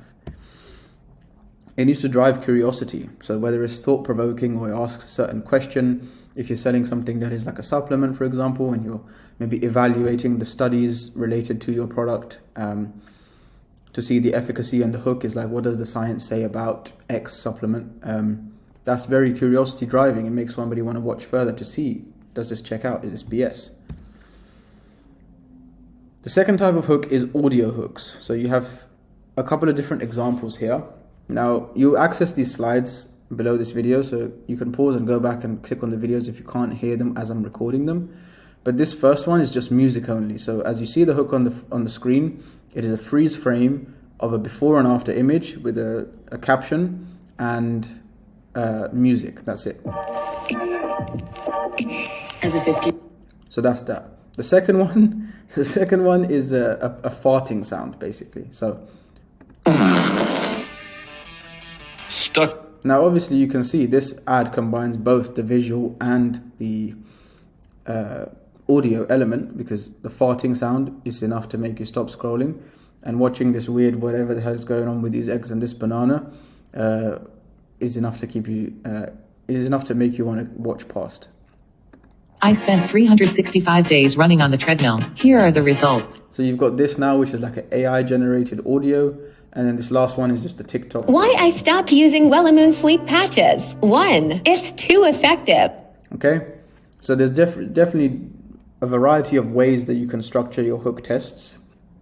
You can structure the way the hook is delivered, the way it is shown, etc. Let's continue. Now, the components of a good audio hook are exactly the same as a good visual hook. Shock value, triggering emotion, dopamine inducing, and curiosity driving. The third type of hook that I want to show you is a split screen hook. These are very, very powerful to have several things on the screen at once. Also, if you want to illustrate transformation and create contrast between a before and an after state, these are very, very good as well. So this one is like abusing the split screen a little bit, because it's like, do you think celebrities are giving up carbs? Yeah. So it's like him talking, you can see ripped abs, chest, and then old man and fit woman. So 3 different split screens, and then you got the caption on the screen. Then you got this one. Top 3 ingredients to help bumpy arms. So you can see like a split screen of like what looks to be like a grotesque kind of thing on the side of this bumpy arms scenario. And then this one.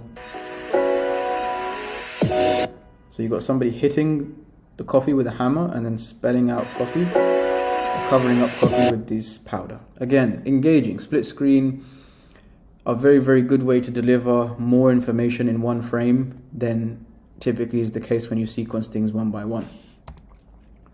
And the same components apply for split screen hooks. So use cases of split screen hooks are number 1, to showcase transformation, number 2, to create shock value, and number 3, to trigger dopamine release in the user. So now let's talk about hook variations. Hook variations are going to be an essential part of your role as a high-level editor, because like I said, one of the most high impact iterations you can make to a video will be the hook. So there's 2 scenarios that I want to talk about, but we'll get into it. Scenario 1 is where you have an ad concept which has one hook on it, and the only thing that you change is the opener, so the opening visual. And then scenario 2 is where you have an ad concept and each one has a different hook on it, but they all share the same opener. So here's an example. Scenario 1 is looking at the same hook, just with different openers. So the first one is this. Celebrities don't cut carbs. Celebrities don't cut carbs. So you can see it's delivered in like the the split screen podcast kind of format. Then you got this one. Celebrities don't cut carbs, they do this. So it opens with a visual of a woman working out, and then you got this one. Do you think celebrities are giving up carbs? It goes to split screen. So these are really, really effective tests that you can run. Now my suggestion would be for these kind of tests to run is when you're doing it up front, you can do quite a few of these, like when you edit a video the first time, but then what you want to do is you want to get more targeted with your iterations, because you don't want to waste time and effort and ultimately money. So what you would do is you would only iterate on ads that perform at break-even ROAS or above. Those are the kind of ads that you want to perform these kind of tests on, because those are the ones that have more potential. And if you can improve the thumb stop rate of a video, which is the hook rate, then in theory you may be able to drive more performance from that video. Now obviously that's just a hypothesis, it's not a fact. It doesn't turn out that way in some scenarios and it works exceptionally well in others. The second scenario is where you have a different hook on each video, but they all open with the same clip. So here's a good example. So actually learning how to sleep. So you can see like this got this weird thing of this pouring into the water, into the coffee or whatever it is. But you can see each of them has a different hook. So this is what 25 hours of sleep debt looks like. I thought I was getting enough sleep, then this happened. How I became a morning person in 3 days. So running these kind of tests is very, very effective when you have a winning video, to see if you can double down around the same line of questioning of an individual hook or target something drastically different in terms of pain points and benefits. Here's another example of scenario 2. Okay, this is how I found out I had 25 insane stuff I did when I wasn't sleeping. So this is how I found out I had 25 hours of sleep debt.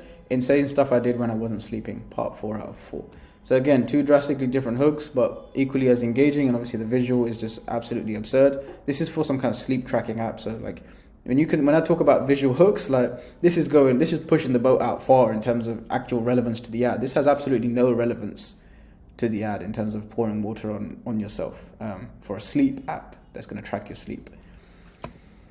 Pacing is the next thing that I want to focus on. And understanding pacing, like I said in the beginning, of the ingredients of this of a high-level editor, is one of the most important elements of a video ad. Pacing can make or break an ad. So what is pacing? Simply put, it is how fast or slow the ad is in delivering its message and getting to the point. So what are the things that affect the pacing? Now, when you're editing videos, obviously, if you want to optimize for the correct pace, you need to understand what affects the pacing of the video. The first factor is going to be the age of the user that you are targeting. Who are you targeting? Are you targeting somebody old, in which case you might want to go with a slower pacing to help them understand? Are you targeting somebody young, in which case you just want to abuse their dopamine receptors? You want to have as many visuals on screen at the same time. You want to use split screens. You want to progress the script fast. You want to improve the pacing. You might even want to export the video. Instead of being at 1 times speed, you might want to do it at 1.05 times speed or 1.25 times speed and test that, because that is an interesting test that we have run that has yielded very interesting results in the past. The second one is how good your hook or your visual hook are, because this will affect how fast the rest of the ad needs to be. If the hook is not that good, then the pacing needs to be fast. It needs to get to the point, because the people that you have there, they're likely not going to be as interested as they would have been if the hook was good. And so you have less people to look at your ad, in which case you want to optimize for a faster pace. And how sophisticated the market is. Market sophistication affects every element of your ads, but pacing in particular is an interesting one, because how sophisticated the market is affects pacing in the way that, if you're pitching something that is highly competitive and people have access to tons of different solutions for that specific problem, then you need to get to the point fast. You need to introduce your unique mechanism. You need to keep things fast-paced. You need to keep things engaging. Then, for example, if you're going after more of like a blue ocean, where you have a very unique product and thing, and you're introducing something entirely new to the market. Congruency. Congruency is a massive part of success with video ads. Simply put, congruency means, does the visual match the audio? So, I've got some examples here. Let's say the script says, I was 48 years old when my foot pain started. Well, the visual you want to have on the screen is showing a woman who looks like she's in her 40s rubbing her foot to illustrate foot pain. Next, you might have, that's when my search for a solution started. You might want to show somebody opening up their laptop in order to search for something. It could be from behind them, it could be from in front of them. You might want to look over somebody's shoulder downwards into their iPhone to see what they're doing, in which case they might be Googling something. That's a good visual to have. Let me show you how I and thousands of others found relief. You might want to show a visual of a group on a hike or running on the beach together, or, celebrating together. That's when a podiatrist in Germany created a solution. So what you want to do here is you want to show stock footage or a visual, if you have your own visuals, of a white man in a lab coat looking at foot x-rays, for example. Then you got another line in a script, could be, I saw this going viral on TikTok, and you might want to show a visual over the shoulder of someone's thumb scrolling TikTok to illustrate TikTok and virality. Again, the more you keep this congruent and the more you make sure the visual on the screen matches what is being said, the more in a trance-like state that you keep the prospect when they're watching. Because what happens when something on the screen doesn't match what's being said, it creates a disconnect, and it's kind of like a pattern interrupt. They go from consuming the video without necessarily thinking twice, and they're subconsciously being programmed through your script and the copy. But then all of a sudden they come out of that trance-like state, and then the conversion gets affected. Captions. The style of caption depends highly on the user you are targeting and the type of content that you are making. If your video is more like UGC style, then you might want to use native looking captions like this. Your metabolism leaks. Standard TikTok font. If it's more like a podcast or a street interview style, you might want to use... I want you to open this up and check these out. Wow. Oh wow, those are comfortable.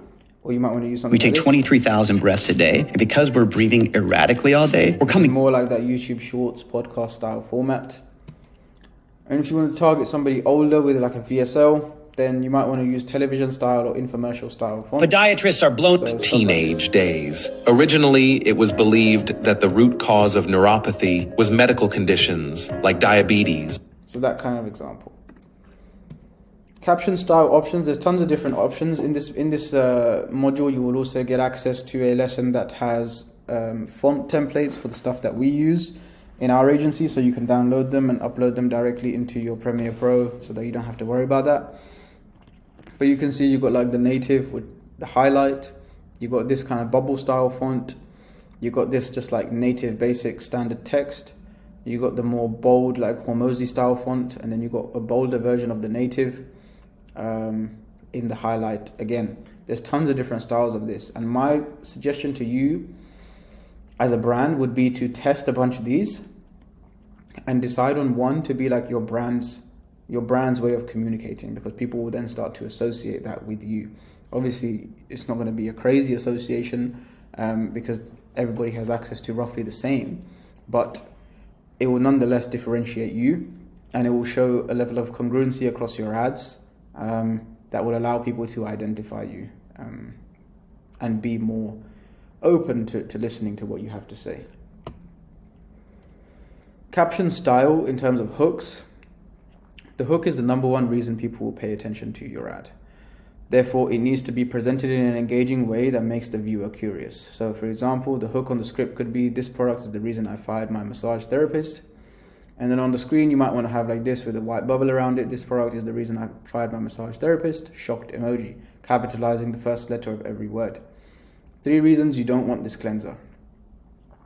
3 reasons you don't want this cleanser with 2 emojis and capitalizing every word. Or capitalizing the first letter of every word. These kind of subtle things make a difference to the appearance of the video. The average number of words per line. Now this words per line 3.7, I conducted this analysis based on, I think it was between 100 and 150 winning ads. So I found winning ads using the process that I show you earlier in the course. And I calculated on screen per frame, trust me, it was a long process, how many words are on screen, and then I divided it by the number of frames, and then I did that across multiple videos to arrive at 3.7 words per line. Meaning, you keep it at 3 to 5, you'd be good. You don't want to go above 5, roughly.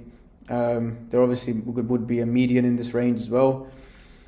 So if the words are shorter, then you can go up to 5, maybe even 6 or 7. But if there is one longer word and the rest are smaller words, or there's a little bit of a mix or match, you might want to go with 4. And then if they're relatively long words, you want to go with 3, aiming for a sweet spot of 3 to 5 words per line. Text placement. Text is always centered and looks perfectly positioned with the lines sitting on top of each other, so that one line is just slightly longer than the other. The top line could be longer than the bottom could be longer than the top. It should always be placed at the bottom of the 4x5 frame in an easy place for the user to read without their eyes jumping around the screen to catch the text. So all the captions should appear in the same place. It's very annoying when you're watching a video and you see a caption at the top and a caption at the bottom, and by the time it's gone, you missed it, and then you don't know what the hell is going on, especially if you're watching with sound off. The hook should be placed in a different place to the rest of the text, so it really stands out as a pattern interrupt. So you might want to place it in the middle. You might want to put it in the middle to the left. You might want to put it right across the top of the banner. You might want to put it in the middle to the right. Or you might want to just put it along the bottom and put the rest of the captions in a different place, because then it creates that distinction between the 2 frames. Audio use. There's a few different options that you have. So you have like this one, which is just music and text overlay. Show me. Show me. Show me. Show me. And then you got this one, which is like, starts with music, and then it moves into voiceover / talking head clips with music in the background. And then you got this one, which is just pure UGC. Here are 3 reasons you need to try this. So pure talking to the camera video. Number 1. Audio. Experimenting with this is also a very high yield test that you can run, which we'll get into in a later module. Testing ads with sound on and sound off, and what it will also force you to do is, when you do formats like this, it will force you to be more strategic with your copy, because you need to be a better copywriter in order to convert with ads like this than you do with this, because in this you're relying on them to listen to it, and really line by line is everything that is mentioned in the script will be on the screen. This, on the other hand, you can do this with just music, or you can do it with music and a voiceover. And in the case of the voiceover, what you would do is you would basically summarize and make more concise the specific portions of the script to make sure that you get the most punchy things and you get the most punchy details, so that if somebody's watching the video with the sound off, they understand exactly as much as somebody who's watching the video with the sound on. That's a really, really important distinction that you need to make, and that's one of the things that you should be quality controlling for, which we'll get into in a second actually. Quality control. The best video editors I've seen, they quality control their own work before anyone else does. In order to quality control your work effectively, you need to watch the video edit multiple times, and each time you'll be checking for a different variable. So the variables to check for are as follows. Number 1, is the hook visually engaging? Have we selected the frame for the hook that has the highest hook rate potential, i.e. is most likely to stop people from scrolling past? So you would watch the video and then you would make that judgment based on all of the rest of the clips in that video. Is there anything else that lends itself to being more of a hook instead of what I've chosen? If not, then great. If it is, then make that change or make a variation and submit that.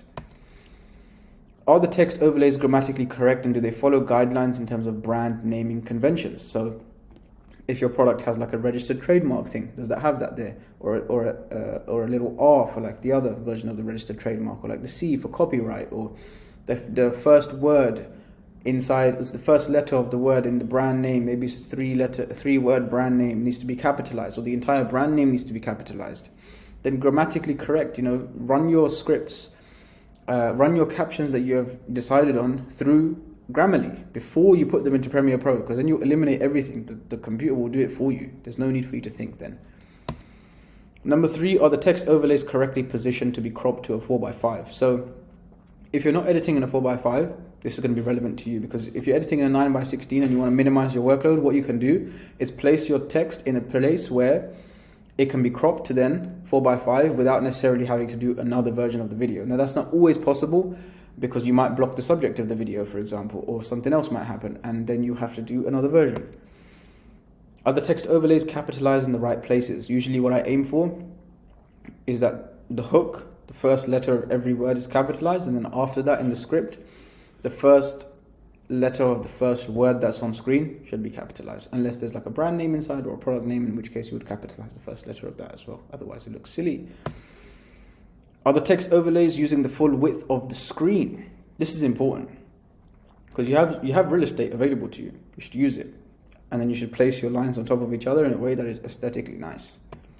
Are the transitions engaging? So which transitions have you chosen?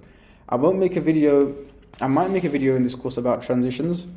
I might not, because it depends entirely on the brand and the product. I can give you like an understanding or an overview of some of the top transitions that we use time and time again with examples. In fact, you know what, I will do that. And then assessing for congruency. Throughout the entire video, does what is visually on the screen match what is being said by the voiceover or the audio? Does the pacing reflect the customer avatar we are going after? Again, very important.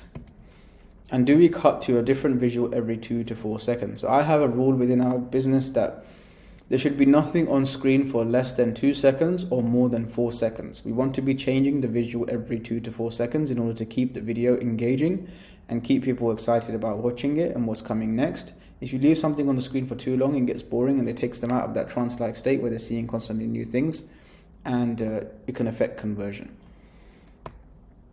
So that is that. How to become a high-level video editor. Just to recap, we'll go back to the ingredients in the beginning. What are the ingredients of a high-level editor? And remember what I said, this is somebody who, their work requires very little revision. They think outside of the box. They produce more work than anybody else. Like, you can drastically see a difference.